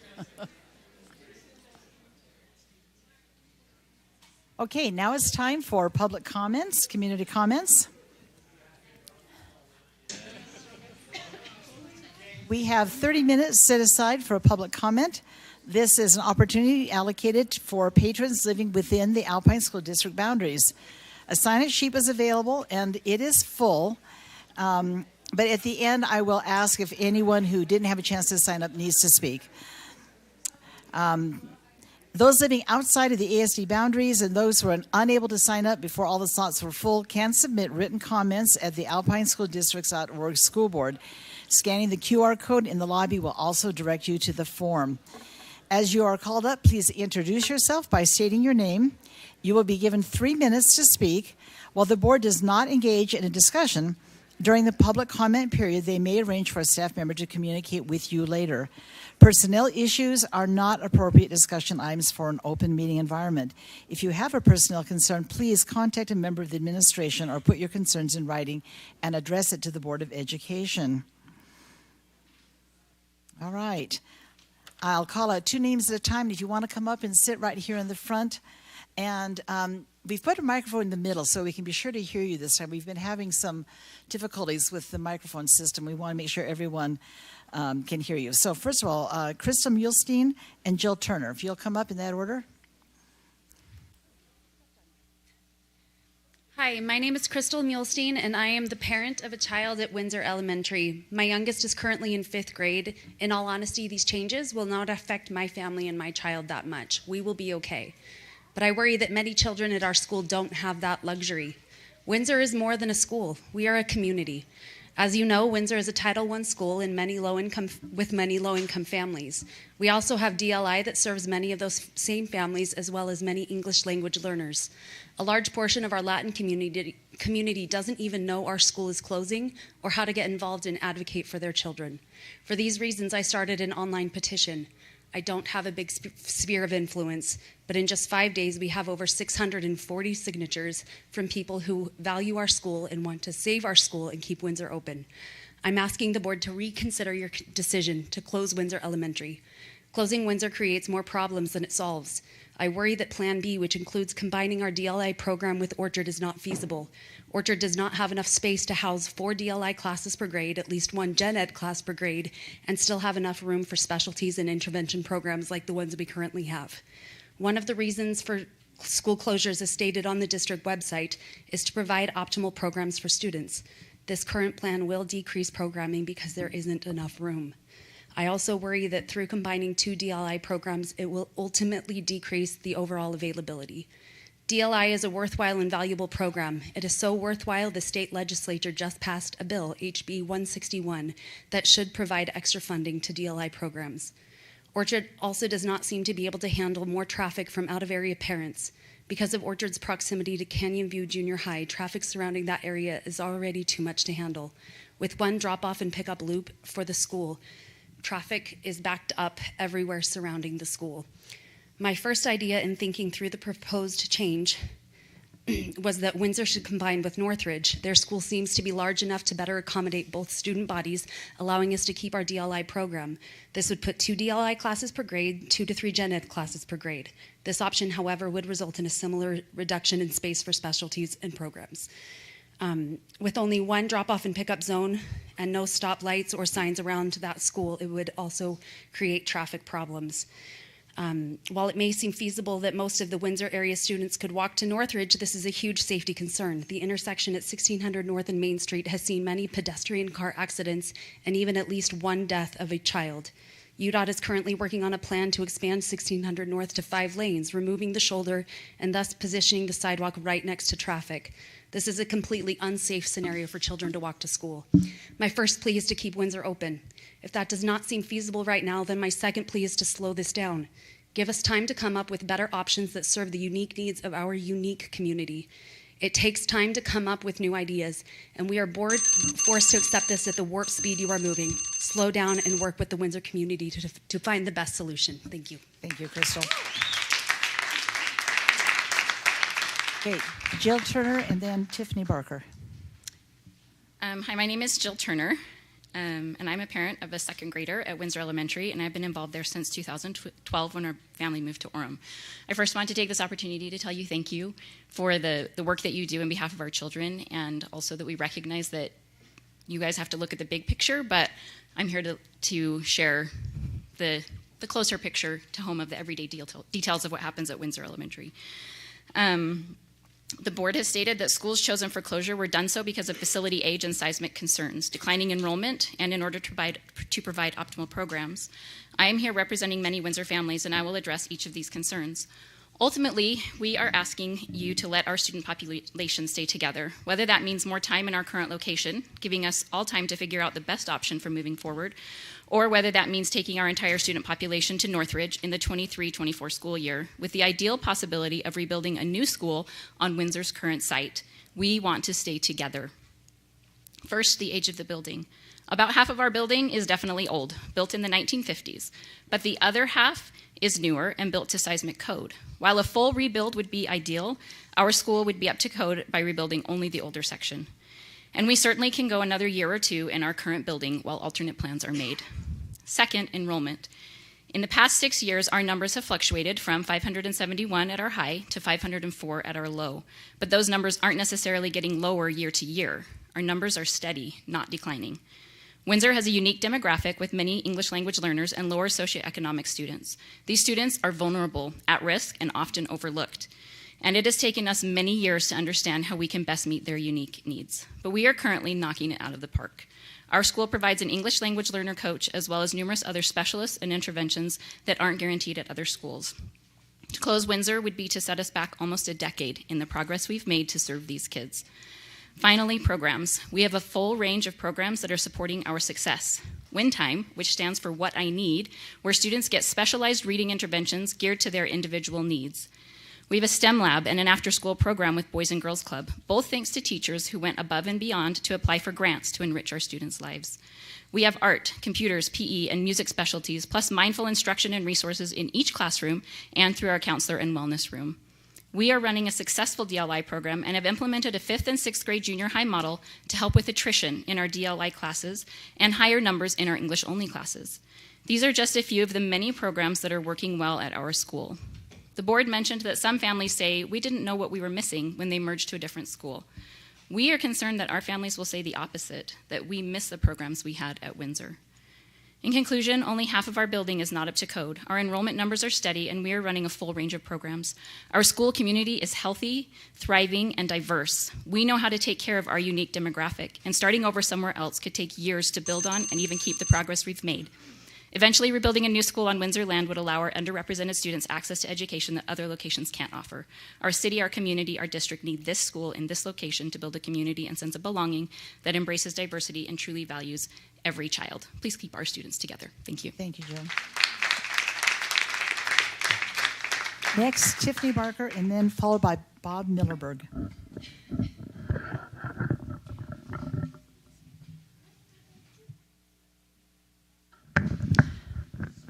Okay, these comments are sad because we went through the same thing with Hillcrest, as you guys know.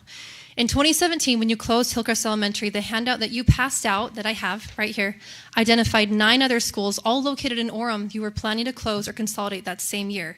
We did all we could to fight against that closure, and you did it anyway.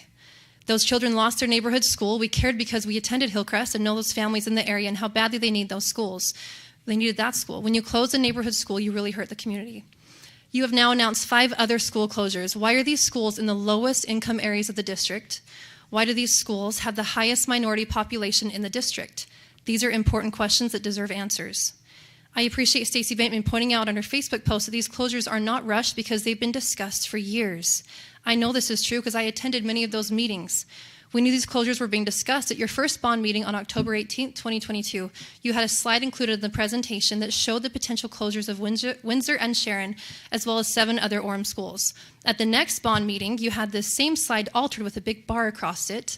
And then in the next meeting, the next day, you had removed that slide altogether. Why did you withhold such crucial information from Orem voters just prior to the election intentionally? When Michelle Lee wrote a press release based off your information on your own slides at your own meeting, you and the media went after her personally. Her press release outlined nearly exactly what you have now announced to do less than only 4 months later. KSL's retracted article says, quote, Alpine School District unequivocally says those schools will not close. And later in the article again, Alpine School District says it is not closing those schools. You owe her and every single voter in Orem a huge apology because that was a lie. You intentionally lied to the voters of Orem and you know it. As much as I would love to take credit for the bond failure, which by the way, the money on the bond was not allocated for Orem schools. There was nothing, no proof of that at all. But 2017, you said you'd close them as well as the bond meeting. So please don't claim that because that is not true and you guys know that is not true. As much as I would like to take credit for the bond failure, it was actually your own messaging that caused the failure. When I say you, I'm referring to the district as well as the PIC that was formed by board members Sarah Hacken and Ada Wilson, called Stronger Together. You claimed Orem was costing the district too much money, which is not true, and if it was, why would you fight so hard to keep it? as well as the messaging on Stronger Together campaign signs that stated no new taxes. The bond failure is due to your own intentionally false messaging. I was really disappointed to learn that you canceled another meeting with Orem City Council. Are you not willing to discuss these closures you have announced in their city? When you do finally agree to meet with them, please make sure that you include mention of the other Orem schools you plan to close, including other elementaries and junior highs. In February of last year, when David Stevenson, through grammar reports we saw, wrote up talking points to fight against Orem, he included the question, what problem are we trying to solve?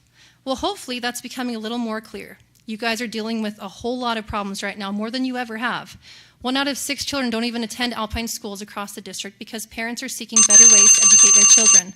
Please be honest with everybody. You owe it to us and you owe it to yourselves.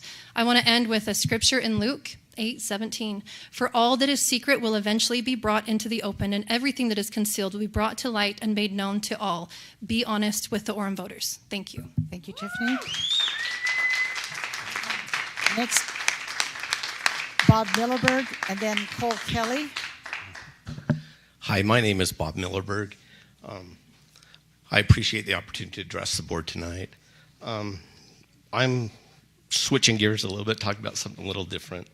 I'm the owner of the Allen Ranch. It's located in southern Cedar Valley. About 3/4 of our property is in the Alpine School District. We've been working over the past 5 years to land a solar contract for that property. The contract would be 525 megawatts, and it would encompass 4,000 acres. Right now, the property, we dry farm and we run cattle. We run about 200 head of cattle, some horses, and we dry farm. And right now on that property, we pay about $550 a year in property tax because it's in the green belt. If this property was to move over to the solar project, it would mean $32 million over 30 years for this school district, which is pretty sizable. The reason I'm here is we need to make our project competitive with other projects out there so we can win the contract. We need to have a tax abatement. I know that's probably not what you want to hear, but hopefully there's still enough left on the table there, the $32 million, to get your attention. Time is not on our side. The contracts to go out on this, they're looking to start construction this year. And so we need to move quick. We've been trying to get a meeting with the school board for over a year. And out of desperation, I just kind of took this avenue and came in and decided I would try to address the school board and see if there's anything you guys could do for us. Lastly, our family out there, the Allens and the Millerbergs, we've had a long-standing school. We've supported a lot of schools. My great-grandfather, J.R. Allen, that founded the ranch out there, was a founding member of the Jordan School District. He also sat on the Rich School District. My brother, Mont, is on the Canyon School District currently. And so we really try to support the school. We try to do the right things. We try to be an advocate for most things. However, this project is pretty big. It's pretty important. There's a lot of students out there. When I've sat through all the planning and zoning for the county, we've got all the permits, everything would be a go. It blows me away the amount of students that come to those planning and zoning meetings. And when they first came, I didn't know what to think about it. I didn't know if they were for us or against us. And at the last meeting, all the kids lined up and shook my hand and thanked me for bringing a project like this to Utah County. Utah County is starting to fill up, and there's not a whole lot of land for something like this. And so this would be a great opportunity that would go forward. If Alpine School District does not want to participate in that, if you'd come to let us know as soon as possible. The other quarter of our land is in the Nebo School District. And if for any reason you guys didn't want to do it, if we could annex it over to Nebo, we would just like to do everything we could to make this possible. Thank you for your time and listening to me, and I hope there's something we can do about it. Thanks again. Thank you, Bob. Cole Kelly, and then Katrina Brittner. First, I haven't had an opportunity to congratulate the board winners from the last election. So, Ada, congratulations on your win. I think your opponent was a worthy opponent, and you ran a great campaign. Julie, congratulations. I don't think your opponent was as tough as Ada's, okay? But congratulations to you. And Joy Lynn and Sarah, I know we're both involved in very close races, and congratulations to you. One thing I wanted to mention, I was excited because I was hoping that you would be recognizing individual state champions in their sport. And we had 2 state champions at American Fork High School in wrestling this year, and very excited about that. But I was told that you decided against recognizing them this year, and I would encourage you next year to reconsider that, because I think they're worthy of that recognition. I'm going to mention their names, but Hanks Jacobson, American Fork High School; Jacob Carson, Pleasant Grove High School; Teague Kelly, American Fork High School; Bradley Farr, Pleasant Grove High School; Trevin Gates, Pleasant Grove; and Cooper Munford from Lone Peak High School. We're all 6A state champions. So 6 out of the 14 weight classes came from Alpine School District in the 6A state championships. So I also want to encourage the board. I want to encourage the staff of Alpine School District. We're becoming increasingly frustrated with transparency and honesty in government. And when a citizen of Alpine School District goes to a bond presentation, and they see this bond presentation, and in that bond presentation is a list of school closures or potential school closures even, and then that citizen takes that information and disseminates it to other members of the community, and that person is gaslighted for disseminating that information that was in your slideshow at your bond presentation, it makes us distrust government, and it makes us frustrated that we're not getting the truth. And when KSL puts out an article, and then KSL retracts that article, and then the information that was in KSL's article is now taking place, it again causes us to distrust government. And so I'm asking Alpine School District to be more transparent and more honest in your dealings with the public, because I think this last election there was a lot of very disingenuous things that took place. And I want to encourage you to be more transparent and more honest in your dealings with the public. Thank you. Thank you, Cole. Next, Katrina Bittner, and then Lyndon Bittner.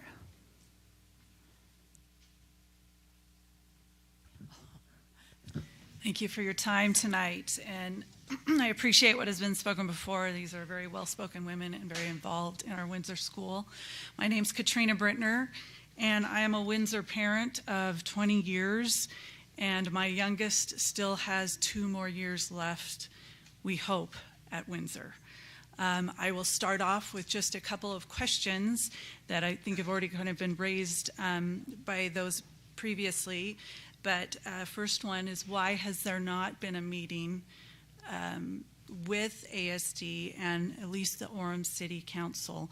My understanding is that they have reached out, but the meetings have been canceled or not followed through. I don't understand that. So that's one of my questions. The other question is to do with Windsor going up to Northridge, our students up there. If you are familiar with that area, 1600 North can be a bear getting onto even just in a vehicle. But if we're having our children cross that, there is a safety issue. I don't have total confidence that my children could navigate that without something bad happening to them. And so in that case, I think a lot of parents would feel that way, and we would drive up to Northridge, and I see that as a traffic nightmare. I don't see that Northridge could handle that much traffic. We're looking at over 500 students from Windsor. Obviously, some of those are DLI, plus the 400 or whatever it may be at Northridge. So that is a significant traffic problem, and which would be a safety issue as well. So I start off with those questions, and then just some other statements I'll add here. I've been reading some studies of elementary school size, as in optimal size, and a lot of what has been come up kind of seems to point at the 400 student range. Windsor, as I said, has over 500 students, and we are thriving. I don't know that that would happen if we were pushed up into a school that may or may not even fit that many students appropriately. But then to have that many, I don't see that thriving for the opportunity for the students to thrive. We have so many programs at Windsor that are available. They've already been talked about: theater, STEM, our DLI program, and we have teachers who love their students. I would suggest if you would even go spend one day in the halls of Windsor, you would feel the positive energy with the students and teachers there. The school is not a candidate for closure. And as it's been mentioned, portions of the building are old and they need improvements. And we know this, but it does not mean that the whole thing needs to be torn down. For example, if I broke my elbow, I definitely would not choose to amputate my whole arm. I would fix it instead, because it has purpose. There are ways to keep our school open, and I would encourage that you seek those ways. If this is something that is not possible, maybe hand off these decisions to others that are potentially just a little more invested in our students at these schools and our neighborhood. Thank you. Thank you, Katrina.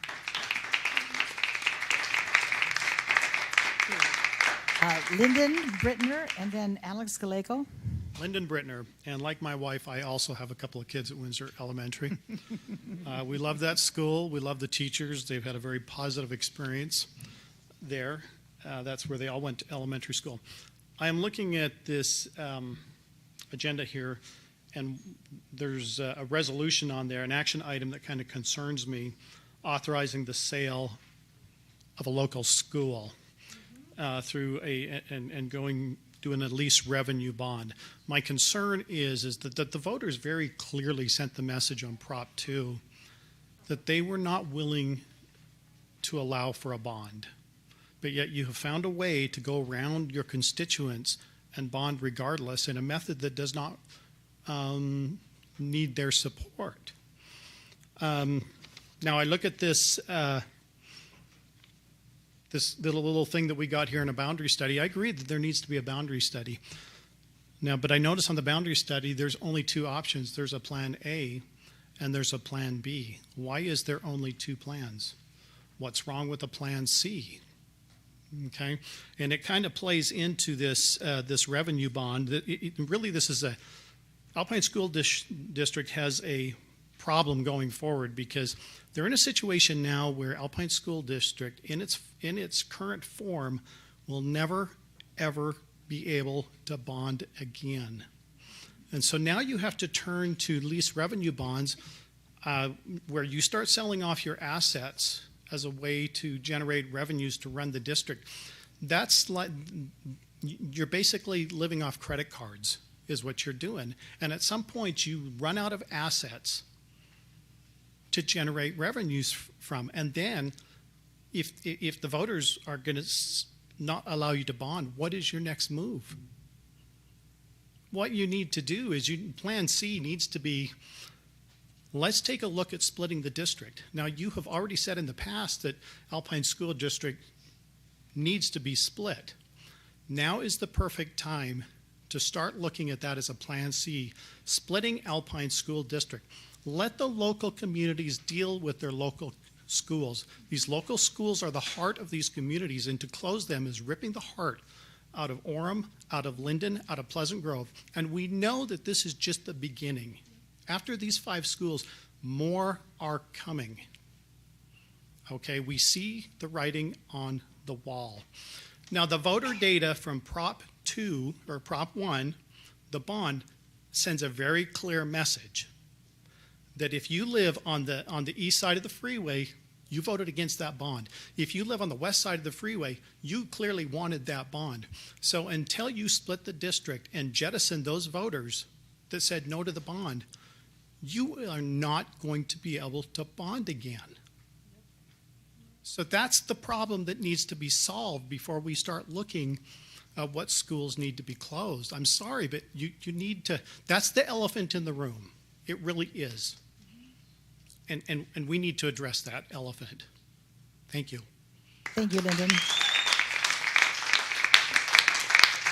Okay, Alex Gallego and then Robert Grindstaff.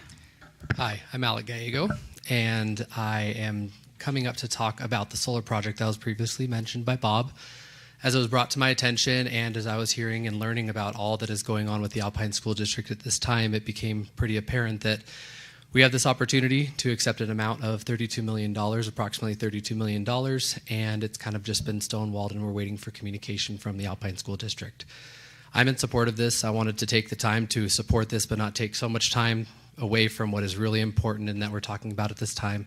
Just want to remind you all that there is an opportunity to have that $32 million to help with obviously the financial difficulties that this district is facing right now. Ask that you please take the time to consider it, look through all the things that you need to know, and as you mentioned, if you don't have the answer or you decide it's not something you want to do, please at least let them know so that they can move on to another district. I want it to benefit ours because I have kids who are about to start school and I want to make sure that in the long term we have the funding that we need to support them. But ultimately, if it has to go to someone else, I want it to at least be given an opportunity to be part of Utah Valley. It's not going to bring in many kids, maybe a few kids, literally like 5 kids if they were to bring in people to support the staff there. But ultimately, it's little to no cost for the Alpine School District and a really great payout to help and support the district. Thank you. Thank you, Alec. Robert Grindstaff, followed by Tyler Anderson. I'm Robert Grindstaff. I am the husband of Parkside STEM specialty teacher Rachel Grindstaff that was recognized earlier, along with her 4 students for their involvement in the NASA project. And I just wanted to talk a little bit about the STEM specialty. It's my understanding that the district will be cutting that next year. And it's essentially that program that allowed for that project, that recognition. And I just wanted to share a few things that my observations, as well as some of the things that my wife has shared with me. So one of the things that I've seen is that, you know, she really loves the job because it's a lot of hands-on. And it really inspires a lot of creativity, as well as I think I've heard several people mention STEM as they've talked about Title I schools. I think it really helps and it particularly serves the Title I schools as well. And at the end of the day, this is the practical application of what they're learning. So I really don't see how it makes sense to cut a program such as this STEM specialty. And so I didn't expect the opportunity to speak because I knew that you had to get here earlier, etc. But when I showed up, there were still a few slots, so I put my name down. And I just feel strongly that the kids, they really enjoy it. I see how much my wife puts into it, and just as a whole, it just seems like it's a great program that is well worth finding a way to continue it versus cancel it. And so this is just some of what my wife shared with me. She says, one of the things about teaching STEM is the hands-on projects that we get to do. Recently, we built a model of the constellation Orion to help students understand more about star size and distance. It was so rewarding to see them working together to figure out the best way to represent the stars and the constellation. The bigger part is what she said after that is, I believe the STEM education is the future of education. It teaches our students critical thinking skills, problem-solving skills, and of course it's hands-on, and then the creativity. It prepares them for the modern workforce and helps them becoming lifelong learners. I would strongly advocate that the board not cancel the STEM specialty program and find a way to continue funding the STEM specialty. Thank you, Robert. Is Tyler Anderson here? Okay, you're up. Just a couple of quick comments. I also have 4 kids that go to Windsor Elementary. And a couple of things I wanted to focus on. One is the start time of the school in the DLI program, starting 90 minutes separate from the secondary school.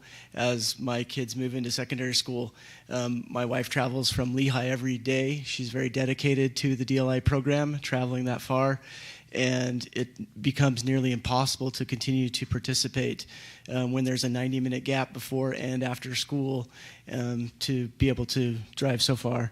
So I'd ask that you look at the start times of the DLI schools to make sure they better align with the secondary schools. And you know, in the case of Windsor specifically, if it's continuing in the next school year, that will become a problem. Or already is a problem, as that changed after COVID to being just a single start time. before there were other options when there were multiple start times. The other thing is just understand there's lots of discussions and options, but I also think it's important to make these school changes swiftly. It leaves teachers in limbos that are looking for jobs and other places where they have more stability and they know what's going on. The students are unsure of what's going on, and I've heard people say that the kids need time to adjust. I think the time between now and the coming school years is sufficient. Dragging out further than that is a very long time for a kid. My kids sometimes can barely think a day ahead. And it also leaves parents unsure about the future and stressed out. And so making these decisions quickly is important. And then lastly, I didn't know about the STEM program, but being a computer software engineer for my career, I know how important STEM is to the students, and it's the future. We can't be canceling programs that are the future. Thank you. Thank you.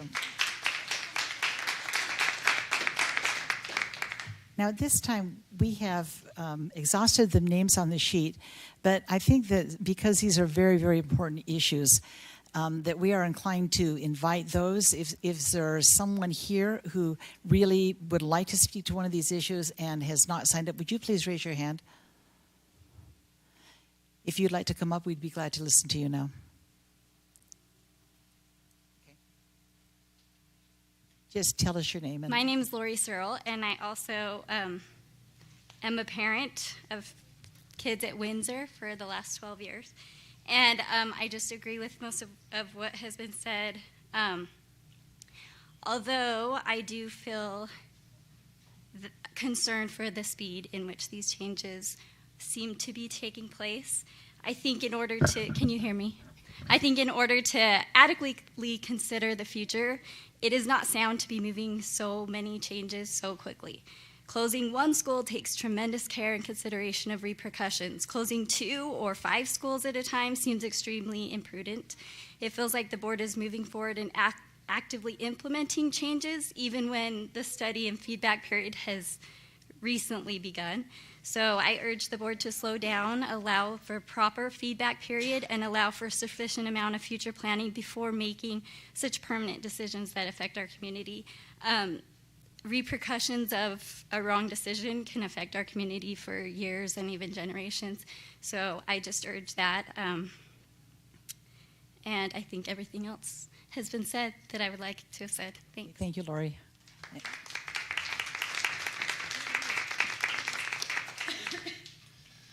Hi, my name is Christian Allred. I'm a parent of a student at Linden Elementary. A few students at Linden Elementary, and if I'd known I'd been speaking tonight, I would have put on something better in a sweatsuit. Don't worry about it. But thank you for hearing us. I wanted to stand up here because we had plenty of comments from Windsor Elementary. We hadn't heard from Lehigh Elementary, Linden Elementary, or Sharon and Valley View. We have the same concerns that have been shared tonight. We have transparency concerns. We have communication concerns. We have concerns about the true reasons that are being given to us about why these are being closed. We have concerns about the truthfulness of overcrowding, about seismic concerns. We would like to have this decision put off, if not forever, at least indefinitely until you give us the chance to communicate with you. We need all of those things from you. You govern by the consent of the governed. You govern because of us. We are your constituents. In a way, because of the taxes we pay and the participation we have, we are your bosses as well. We want participation in the process, and we want a fair voice, and we don't want anything to happen until that happens. Thank you very much. Thank you so much.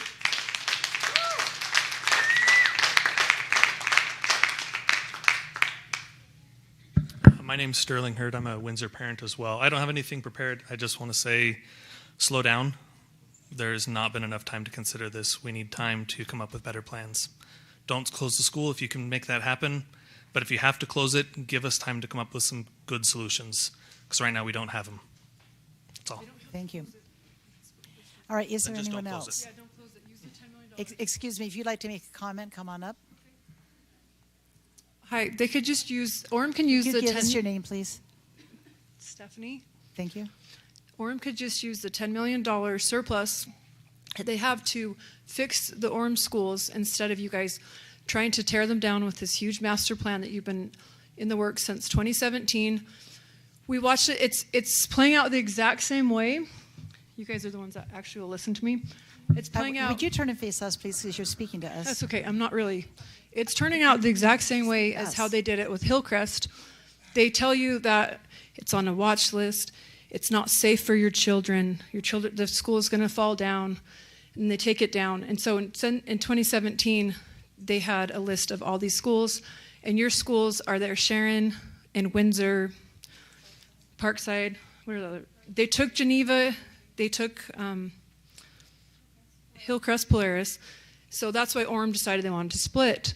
And now Alpine is just speeding up the process because Orem, the district needs to be split. It's too big. When you are taking the needs from some kids to provide for other children, that means the district is far too big.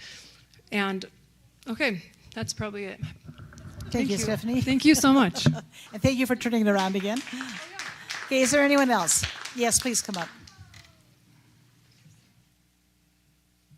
Here's to that microphone, maybe a titch high for most of our I know, that's okay. Hey, my name's Jamie Allred, and I wasn't planning on speaking either, but I'm so proud of Windsor and you guys as people that showed up, and I was really feeling sad that I didn't sign up because I'm representing Linden Elementary, and just by like Windsor, we're so sad about this.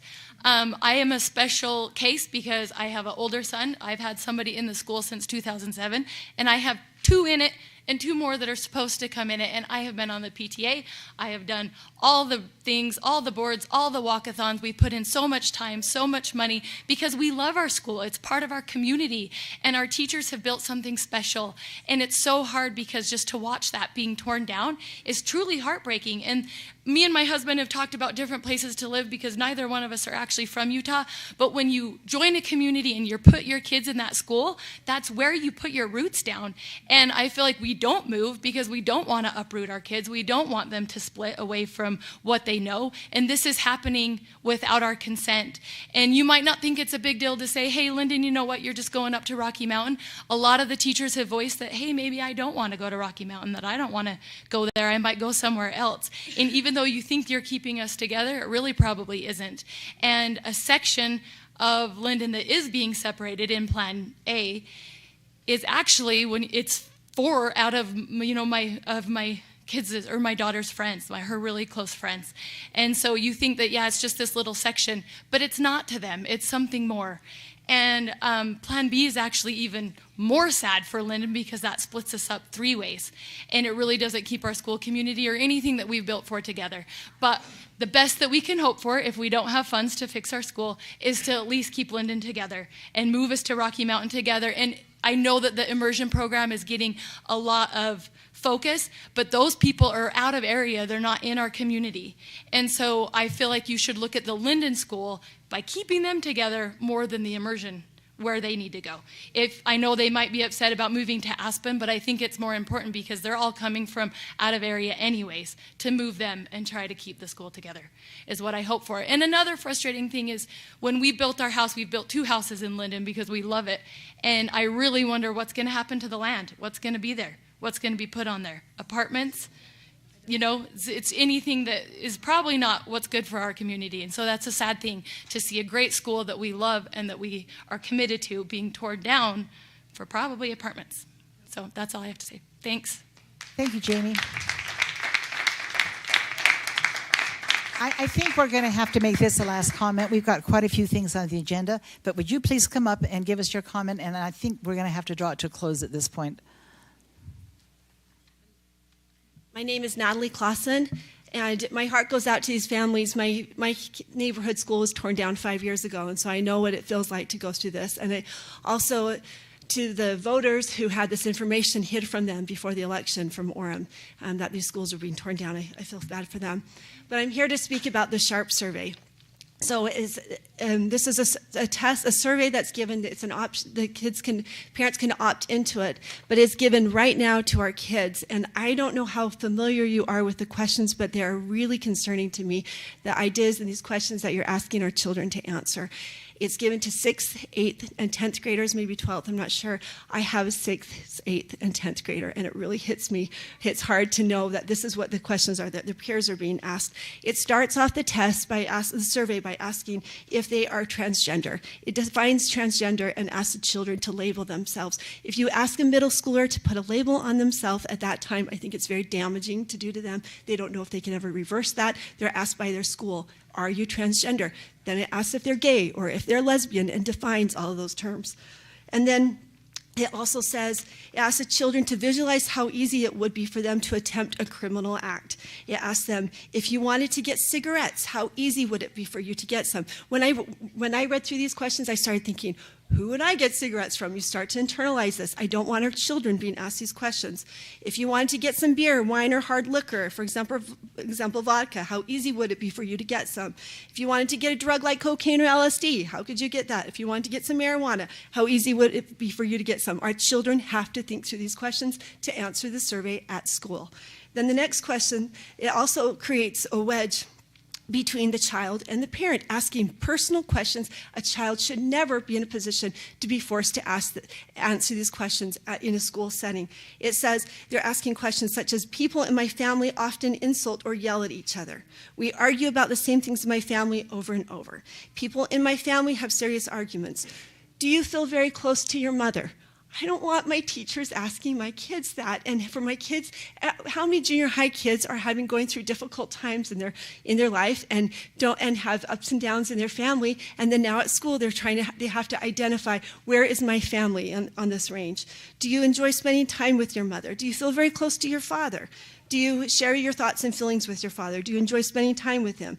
I don't want the kids to feel like that there is another organization that should come between them and their family drives a wedge right inside of a family.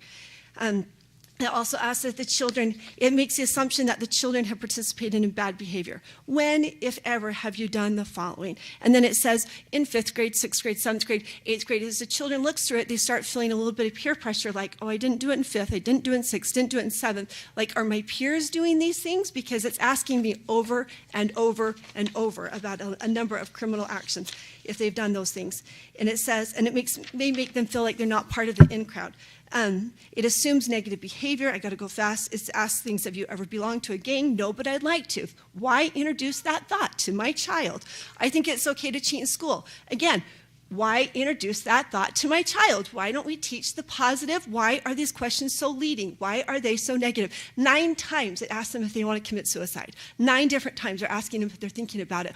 This is a very, very negative test. I think it harms our children. I'm not happy with the surveys that we're asking the kids, and I hope that you stop doing that. And I know we had an option. It's from the state. I know we had the option to choose to do it or not. We opted in. I hope in the future Alpine looks closer at these and opts out of these surveys. Thank you, Natalie.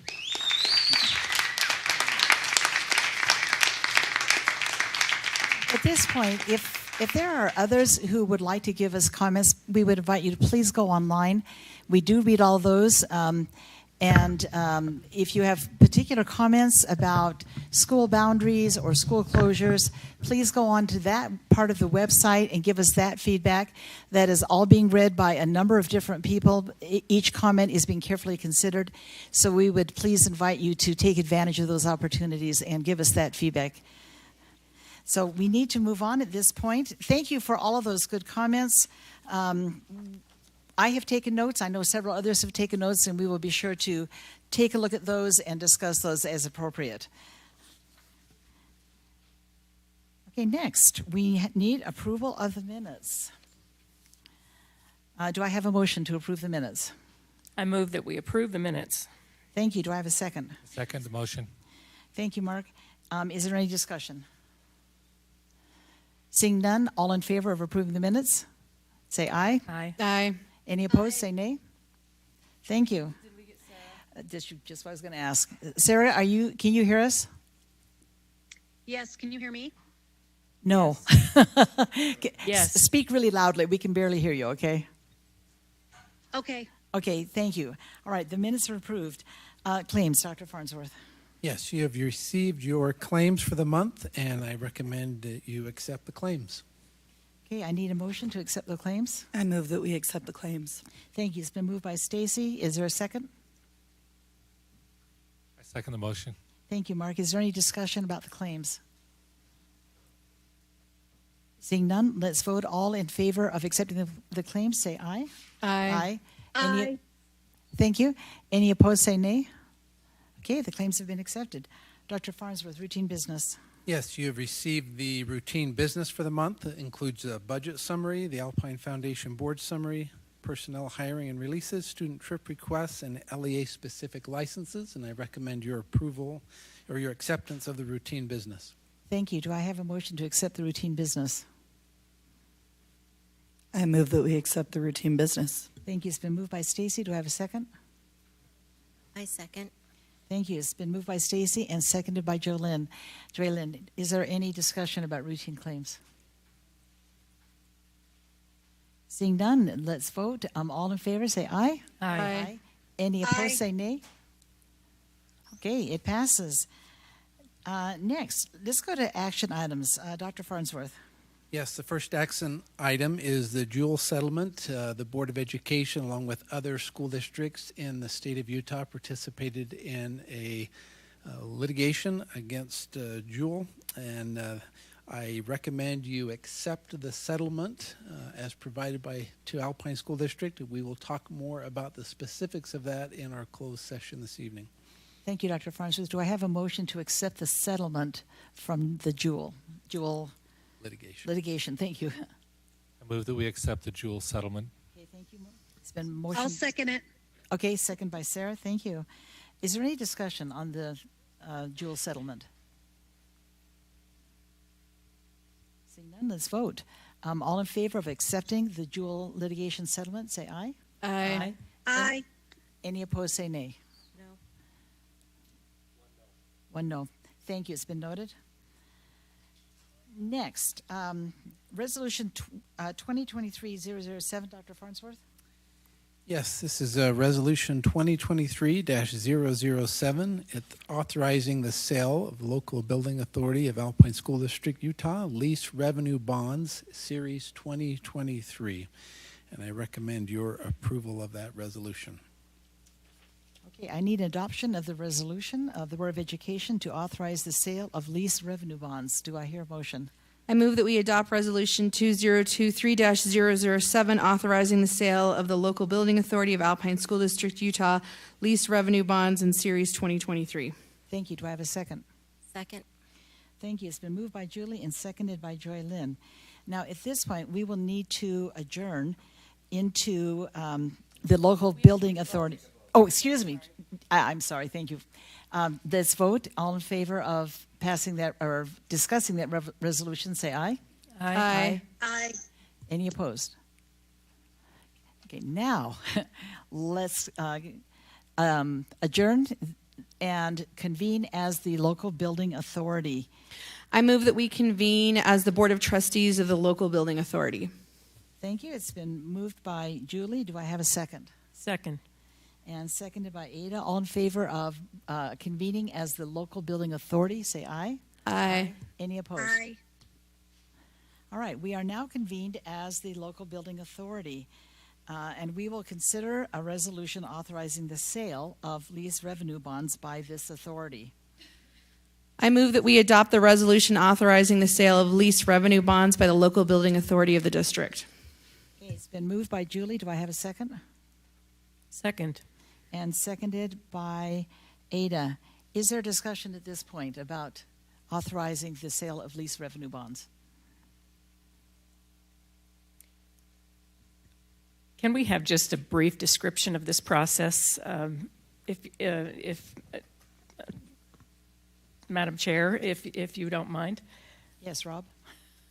I would be happy to share a brief synopsis. I have also with us our bond counsel, Brandon Johnson, here in the front, Matt Dugdale, our financial advisor, and Jason Sundberg from my team. A lease revenue bond is basically, it's not selling a building, it's not taking out a loan against an existing building.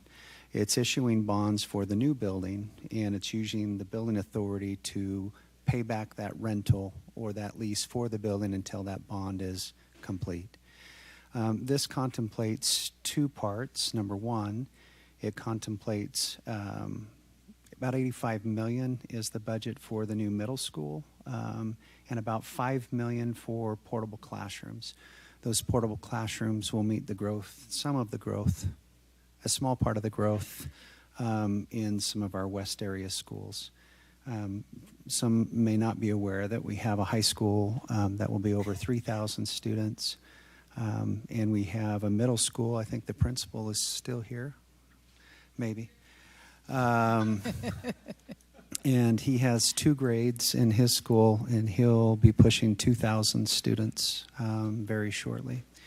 And so the need is significant. The proceeds to repay this we're utilizing existing revenue that we have. So it's not new revenue, it's utilizing existing revenue, again, which is something that the board can do.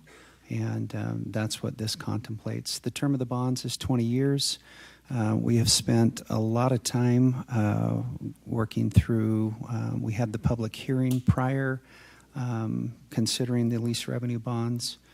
The board, I don't believe we had anybody come and speak at that public hearing, if my memory is correct. And so we have met all of those requirements. 20-year bond, the coupon on the bond's about 5%, and we have parameters not to exceed 90 million of par.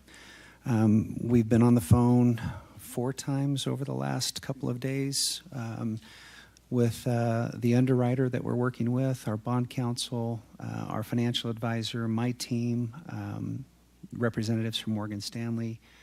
And I think we're positioned fairly well to issue in the market. This Thursday is the pricing date. And we will meet again tomorrow morning and then again tomorrow afternoon to make sure that we're issuing the bonds at the most optimal time we can with uncertain markets to ensure the lowest cost of financing. And that should come in somewhere between 3.5 to 3.7, 3.75% is what the current market would be. Davis School District is also in the market tomorrow morning, and their bond rating, we're AAA rated from both Moody's and Fitch. We did those rating presentations early in March and received those ratings. I forwarded those to the boards. That's the highest bond rating that any government entity can receive. So those ratings were affirmed. Again, Davis is in the market. They're 1 notch below us with their general obligation bonds, and we're going to be in the market with a lease revenue bond that has the same bond rating. I think it's going to be a really interesting week to see how the market performs for a GO bond versus a lease revenue bond. Other than that, I think I've hit most of the key points. Anything else you would add? Any further questions from the board? I appreciate your explanation, and just for the public's information, the Finance Committee has been fully briefed on the LBA, what it is, and we were very impressed with the Morgan Stanley's presentation, which we saw today. Very well organized, and I just appreciate the part that Rob, you and our team play in ascertaining this very good credit rating, even on the LBA. Of course, when you're incurring debt, general obligation is the cheapest way, but this is the next cheapest way. Any other comments or questions?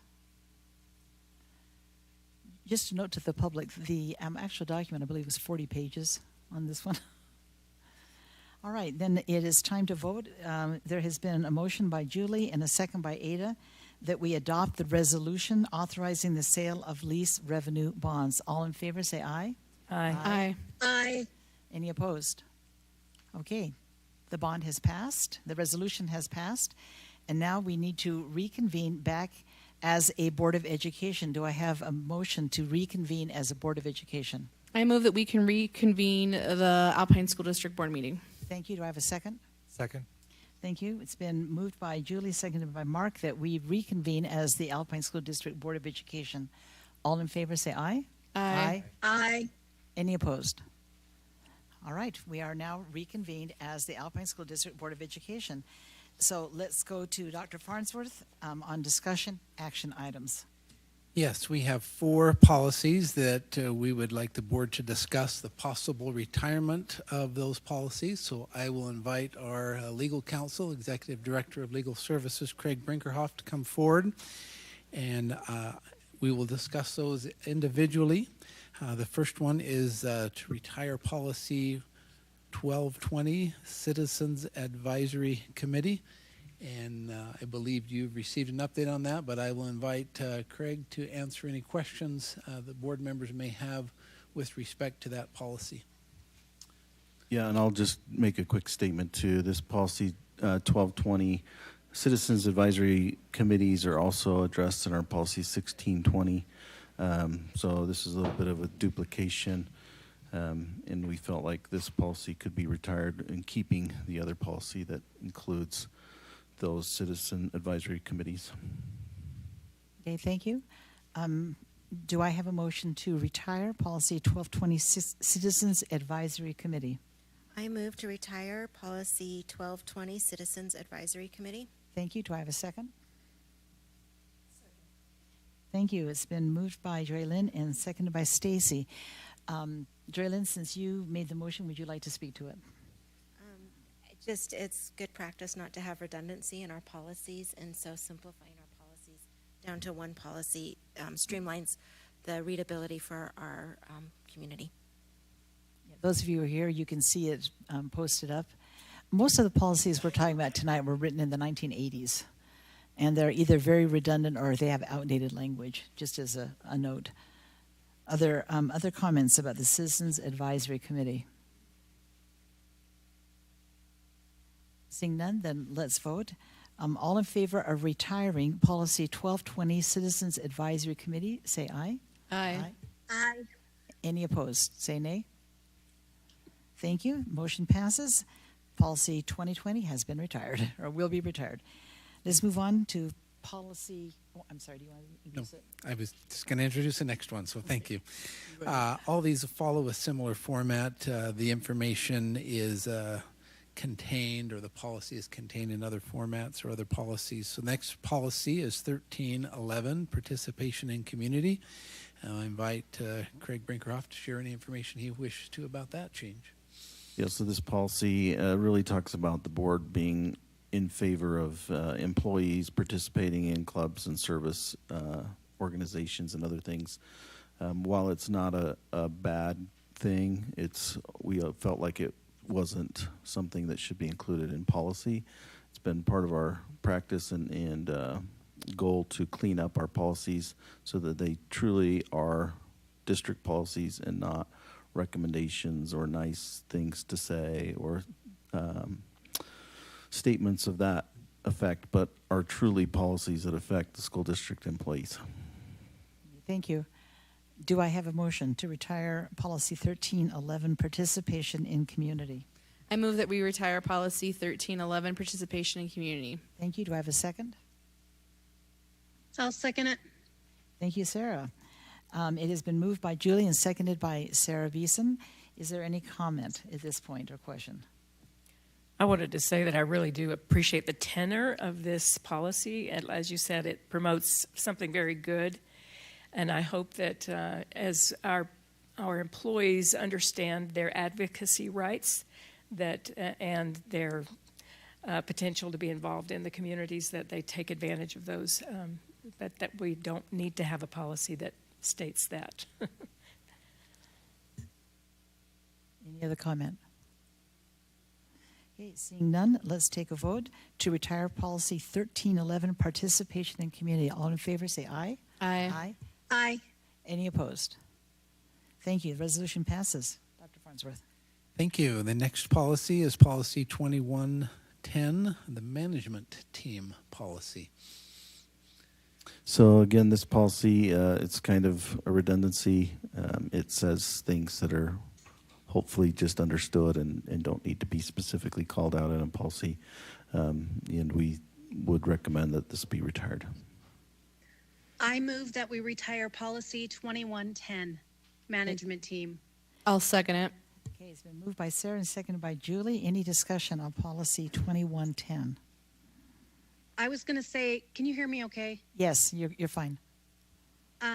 This was another one of those old policies that was written in 1986. And just looking at this policy, it just made us realize that we don't want a policy that locks our superintendent into a specific way of management, but allows our superintendent the autonomy to restructure their team to help meet the district goals and academic outcomes as needed. So because this is outdated and we have, and it was written in 1986, we wanted to retire this policy.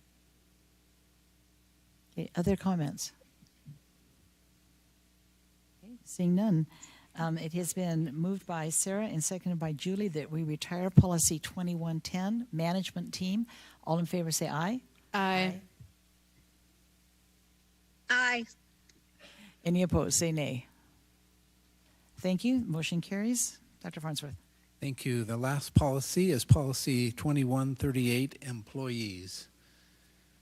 And again, following the same pattern as the last three, this is a policy that's very short and brief and determined or recommended that it's not needed. Okay, do I have a motion to retire policy 2138, employees? I move to retire policy 2138, employees. Thank you. Do we have a second? A second. Thank you. It's been moved by Draylin and seconded by Mark that we retire policy 2110 employees. Would you like to speak to that motion? Yeah, this is a policy that again has redundancy, and its redundancy is found in policy 1620. So just for simplification, again, only having the issue spoken to in one place is preferred. Other discussion? Seeing none, let's take a vote. All in favor of retiring policy 2138, employees, please say aye. Aye. Aye. Any opposed, say nay. Okay, the motion carries. Dr. Farnsworth.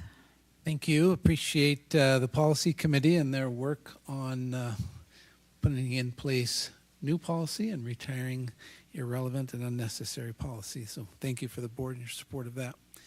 We have two discussion items. The first one is the 2023 fee schedule and spend plans. Appreciate our business administrator, Rob Smith, and his team for their work on that, and would open this up for discussion of the fee schedule and spend plans. And any questions you might have regarding them? Superintendent, if it's okay, we'll pull up so the public can see it that's here and maybe on the video, but this will be available online. There are a few changes that we're recommending for the 24 school year. Some might not be aware that we do have fees at elementary, but only for before and after school programs. We cannot charge fees during the school day, and that's part of state law. There was a bill this session to talk about school fees. That bill did not pass this session, but I expect it to be back next session and sessions thereafter until many of the current school fees that they might change or go away. So a couple of things. We have some before and after school programs. Ballroom dance is one. We have band programs. We have choir programs at our schools.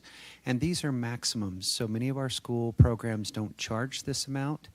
But this is the maximum that the board sets annually so that schools and programs can stay within. We also have our Clear Creek Camp Ed Services testing.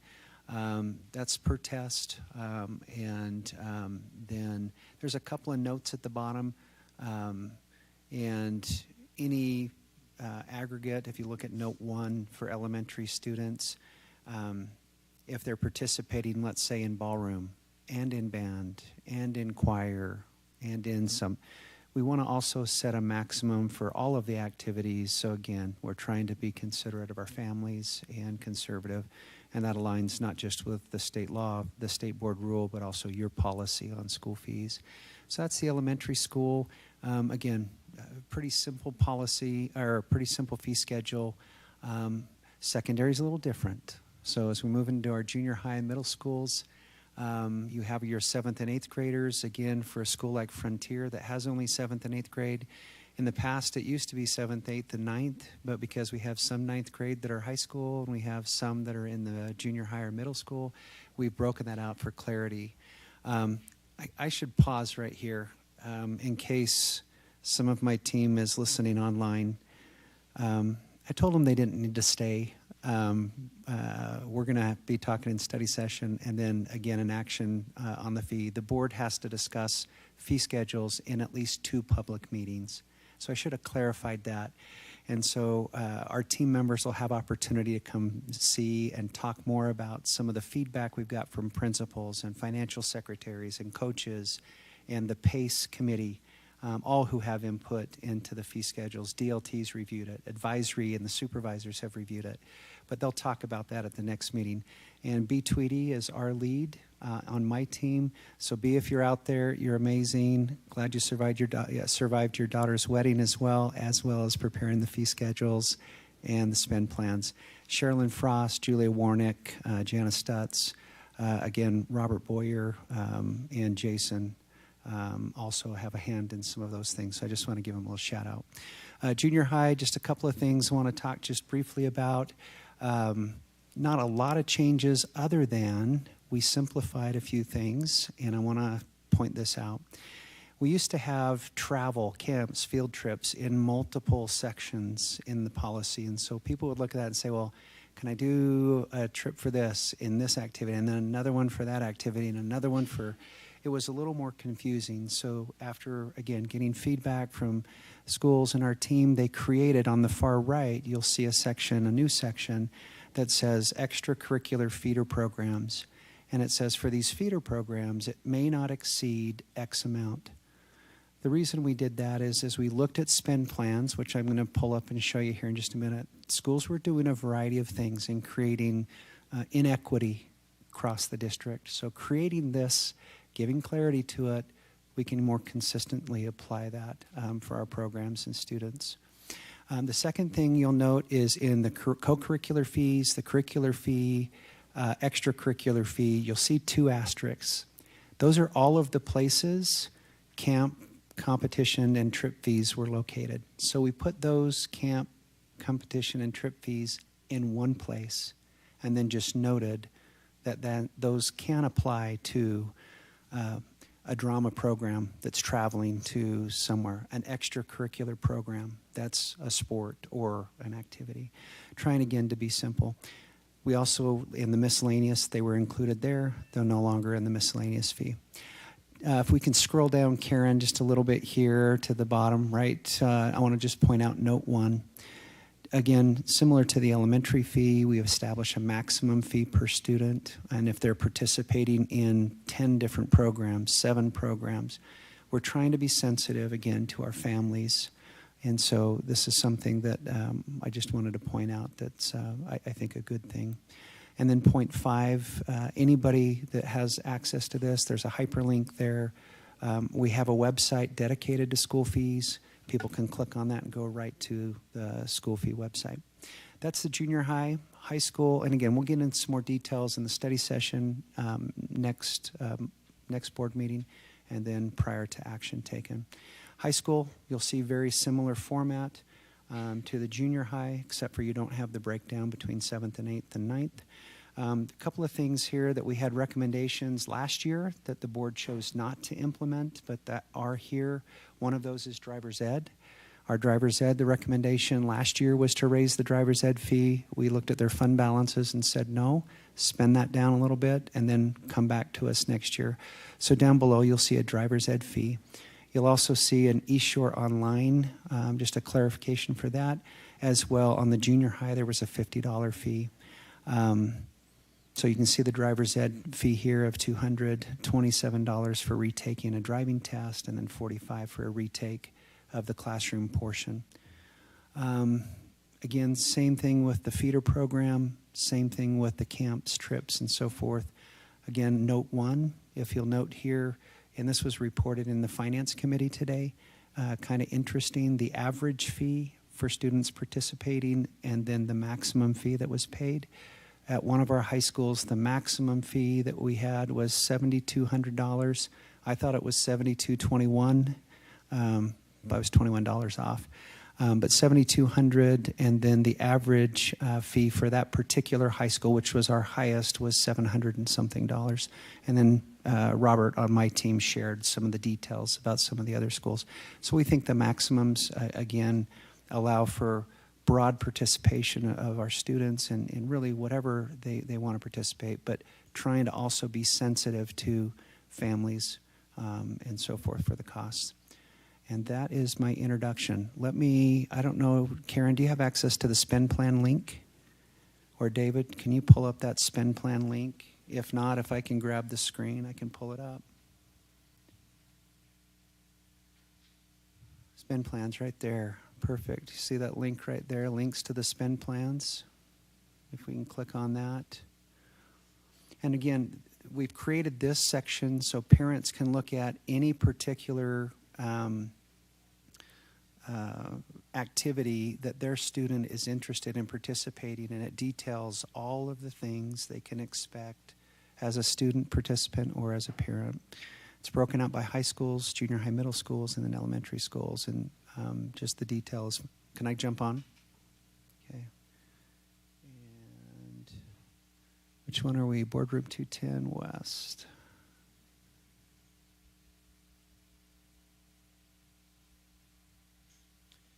And this is what that looks like. So if I wanted to look at, I pick on American Fork, that's where my kids went. And so if I click on the high school link, and I want to look at the draft spend plans for American Fork High, and I wanted to look right here at any optional fee that might be charged, a parent can click on that and in one place go and see what optional fees are included. Let's say I participated in FFA. We recognized one of our great teachers from AF, and I asked him, I said, just making sure where your farm's located. It's located down by the bus garage in American Fork. So if you know where that is, his farm's close by. But if I wanted to look at agriculture, and I wanted to say, okay, for the floral design class or for ag mechanics, what's the fee and what is it used for? That you can see right here. If I wanted to look at the cheer team, actually there's nothing there yet. Let's see if I've got one in. There's boys basketball. So here's the boys basketball fees. So again, you can see what it's for, how it's to be used, if there's any fundraisers, if there's a trip planned, et cetera. And we think that that just gives parents a lot of transparency and visibility as to what's happening. So with that, I just wanted to show a couple of things to you tonight, introduce it for the public. Please get on their website, again, the school fees page. All of the schools, secondary schools, will have a link at the bottom. I think, David, do our elementary schools have that link too to the fee schedule, or is it just secondary? I want to say it's just secondary, but I'm not sure. Sorry to put you on the spot. Okay. So parents can click on go to their school web page and then click on that link and pull up the school fees page. And they can see everything that we just talked about just a minute ago. Questions for me?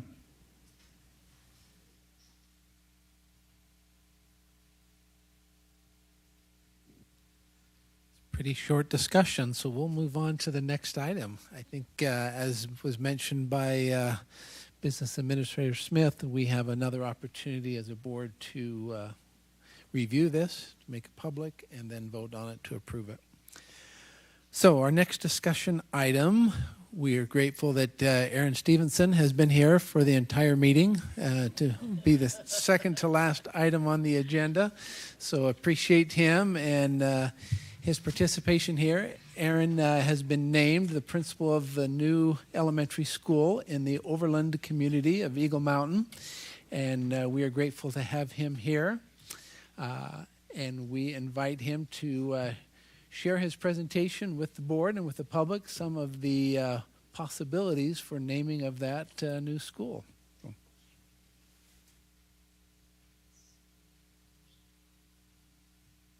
First off, want to welcome and introduce, I have here with me Ashley Bakar. She was our co-chair of the committee, and so I invited her to present and be here with me, and so I appreciate her being present. First off, just want to say thank you for this opportunity, and thank you for the privilege it's been to be part of this process. I think we've all really quite enjoyed and appreciated as a committee the time and the opportunity that we had to be a part of this. So thank you for allowing us to be here, and thank you for this opportunity. All right, we'll go ahead and jump in. So, oh, yes. Oh, yeah. There we go. Oh, okay. All right. We feel good about that? Okay. I got a thumbs up. All right. I was going to use my teacher voice, but now, I feel uncomfortable with the microphone. It makes it all more official, I guess. But anyway, we also want to make sure we thank our partners across Alpine School District, so many district personnel that make something like a new school being built happen, and for the work that we've had happening across Alpine School District, the patrons across Alpine School District, the builders and developers and architects and designers and everything that's gone into creating this beautiful opportunity for us. And so we express our gratitude and our thanks for that entire process. So our committee was formed through recommendations through Principal Truesdell at Hidden Hollow, Principal Stubbs at Mountain Trails, and also Dr. Carter, part of administration. We looked at individuals and parents from both the School Community Council and Parent-Teacher Association and from the areas, and we were able to identify 8 individuals to be on our committee. Dr. Carter is the ex officio officer, so she was the representative from Alpine School District that was on our committee, and then me as the principal at the school, also represented on the committee. And then we had Ashley Bakar, Charlie Capes, and Janae Aitken. They were all parents of Hidden Hollow. And then we had Heather Lamb, Shelley Way, and Vanessa Neighbors, who were also representatives from Mountain Trails, which are the 2 schools that the boundaries will be realigned to create our new school. So I'll turn some time over to Ashley to share with us a little bit about the process and how we went about doing the work. Okay, so first we considered a lot of names. We sent out a survey on March 3rd, which was virtual. So parents and students' families could give their input on a name and a mascot as well. And we had a lot of really great options to consider. The results were collected until March 8th. And then we were also able to send out a student survey. And those were my favorite. They were very cute. And we had 216 individual form results. We had 393 name suggestions. And of those, we had quite a few duplicates, but we had 229 unique names to consider. And then of the 126 student recommendations, we had 90 unique names from the students as well. The committee met on March 9th, which was last Thursday. We reviewed the policy 1618 and elected a co-chair. That was me. The selling point was that they got to come help me present to the board. So. It was weird how nobody wanted to after that. No. We established some norms and considerations.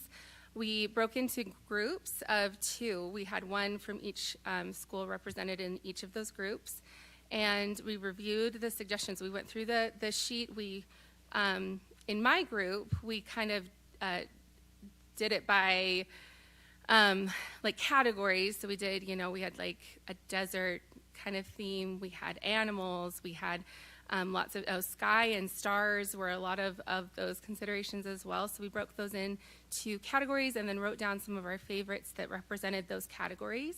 And then the whole committee discussed the value of all the recommendations. So then we each came together with 3 of our own recommendations, wrote those up on the board, and then we debated those. And my hat goes off to everybody making a decision by consensus. It is quite the process to be a part of, and it was very fun and very interesting. Anyway, the recommendations were then, from those 9 suggestions, whittled down to 3 to submit to the board. And we also identified a mascot to go with each of the names. So as part of that process, we wanted to make sure that we had some naming considerations that we all agreed upon as part of the committee.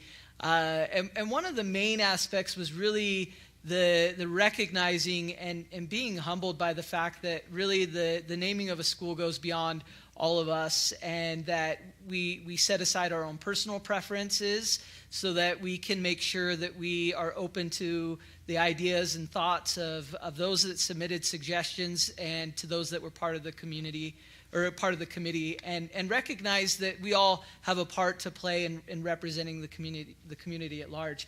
And like Ashley said, it really was quite a enlightening process, and it was really powerful to have representatives from both communities working in these small groups, looking through trends and thoughts and ideas and poring over suggestion after suggestion and insight after insight that really provided a pretty comprehensive understanding of what the community's thoughts and feelings were.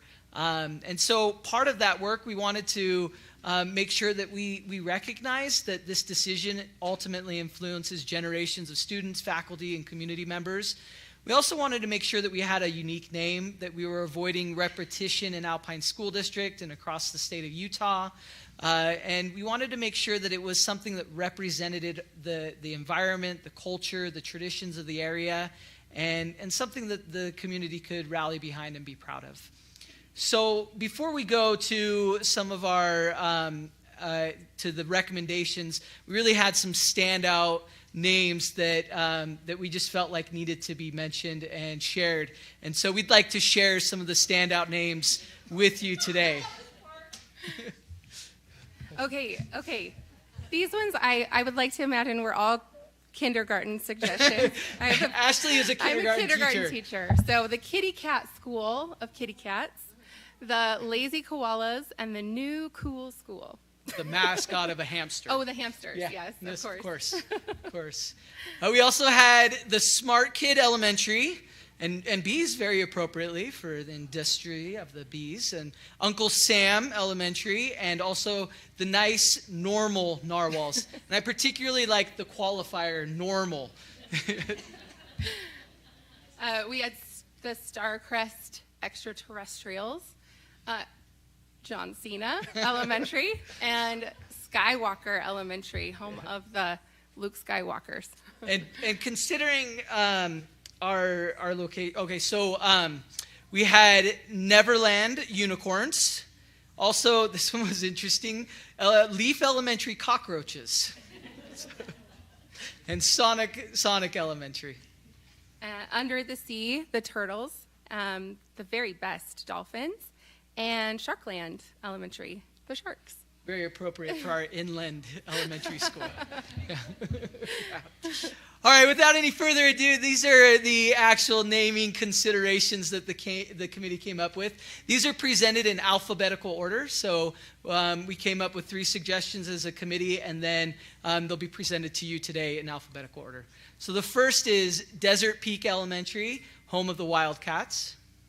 As a committee, we liked this one because the Wildcats, the street the school is located on is called Wildcat Peak. So it kind of leads up to that school name.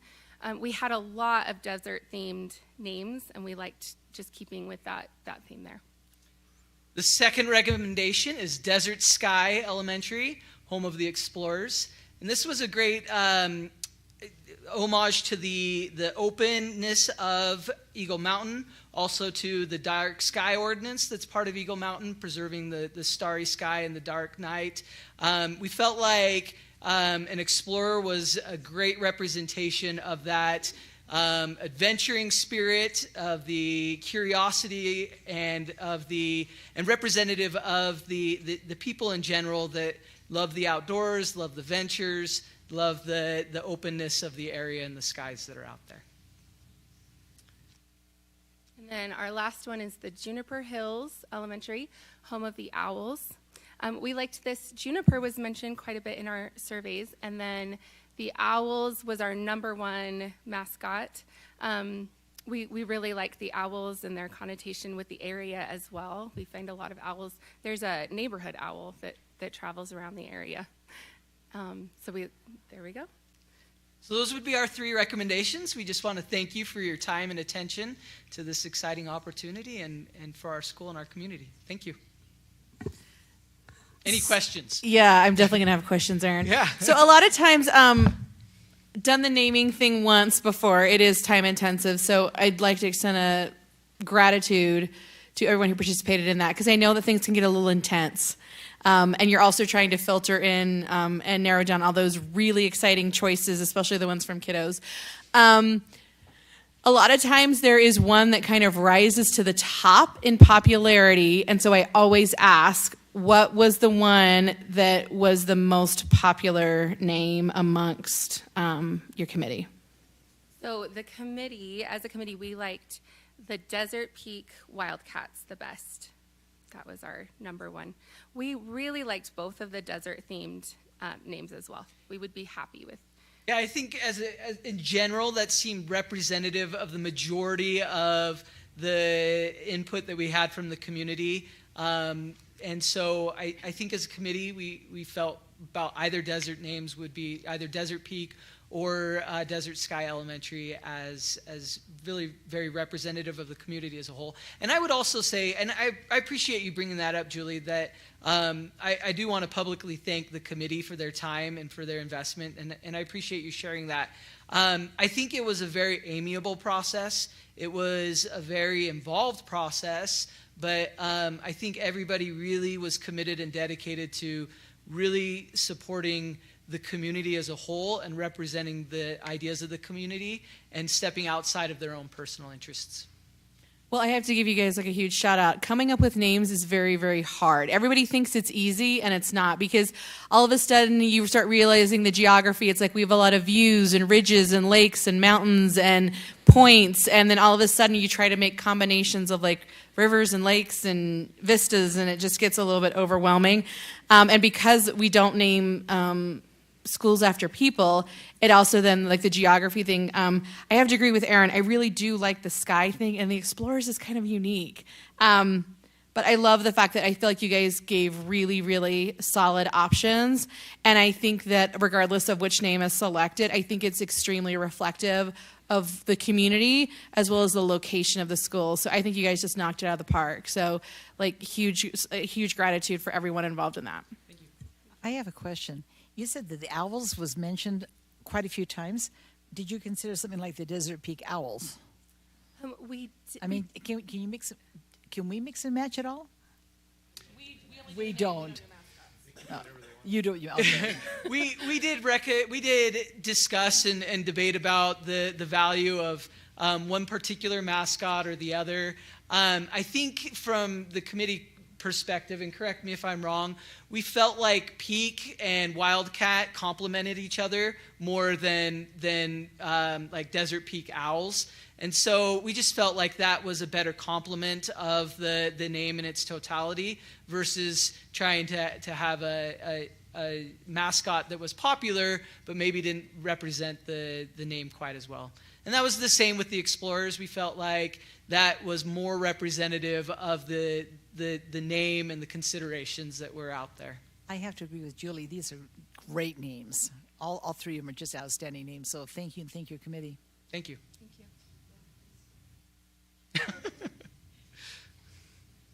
Thank you for your time. That's a short turnaround window. Ashley, thank you for your participation. Your husband's here to support you, so thank you, Principal Bicard. And we have a happy grandfather there in a little bit of grandfather heaven. Dr. Stewart, former principal in Alpine School District, and Heather, current principal in Alpine School District. So I hope they let you have full sway in this committee and didn't overly influence you as parents and husbands. So thank you for your participation. Thank you, Aaron, for your work. You bet. Thank you. Sorry, I'm trying to jump off. Okay, thank you. Dr. Farnsworth, would you like to explain the membership report? We have schools that are increasing in enrollment. So there's my explanation. I think we have 7 elementary schools that are over 1,000 right now. We have some secondary schools out west that continue to grow. Our high school population is stabilizing.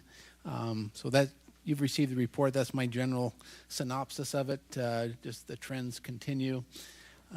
We saw in our presentation and study session the number of multilingual learners that are coming into the district, and they account for some of that growth that we're experiencing in the West. So just continue to grow in those areas, and we see some decline in some other areas of the district as we have in the past.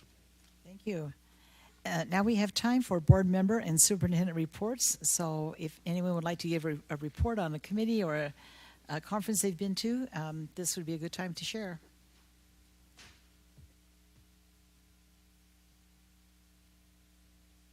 I have one. The Alpine Foundation Committee met recently, and we're very excited. This is the Accent on Excellence Award times, and they have asked principals and school people to submit names, and there is a very robust pool of names. They're looking through those right now, making those recommendations, and sometime before the end of the month, the next couple of weeks, the teachers who are selected will receive a wonderful basket and a banner and an invitation to attend a banquet in May. So keep posted on that one. There's some exciting things coming up. But I just want to say thank you to our Lehigh Elementary and other Lehigh parents. We've had a lot of really good engagement over the last several weeks, and I always appreciate when parents reach out and ask smart questions and seek for clarification on things. So just wanted to say thank you to everybody who has engaged in that.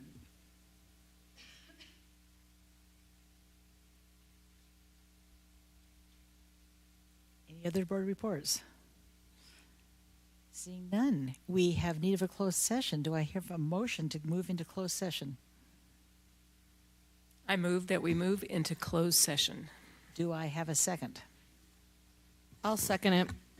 Okay, it's been moved by Ada and seconded by Julie that we move into closed session. We need to take an oral roll call vote, and I'd like to ask you to say your name and then say your vote for the record, please. Board Member Wilson, yay. Whatever, yes. Joylyn Lincoln, aye. Aye. Julie King, aye. Sarah Hacken, aye. Stacy Bateman, aye. Sarah Beeson, aye. Thank you, Sarah. It is unanimous. We will now adjourn from this meeting and move into closed session. Thank you for all those who came and stayed to the bitter end. We appreciate you coming.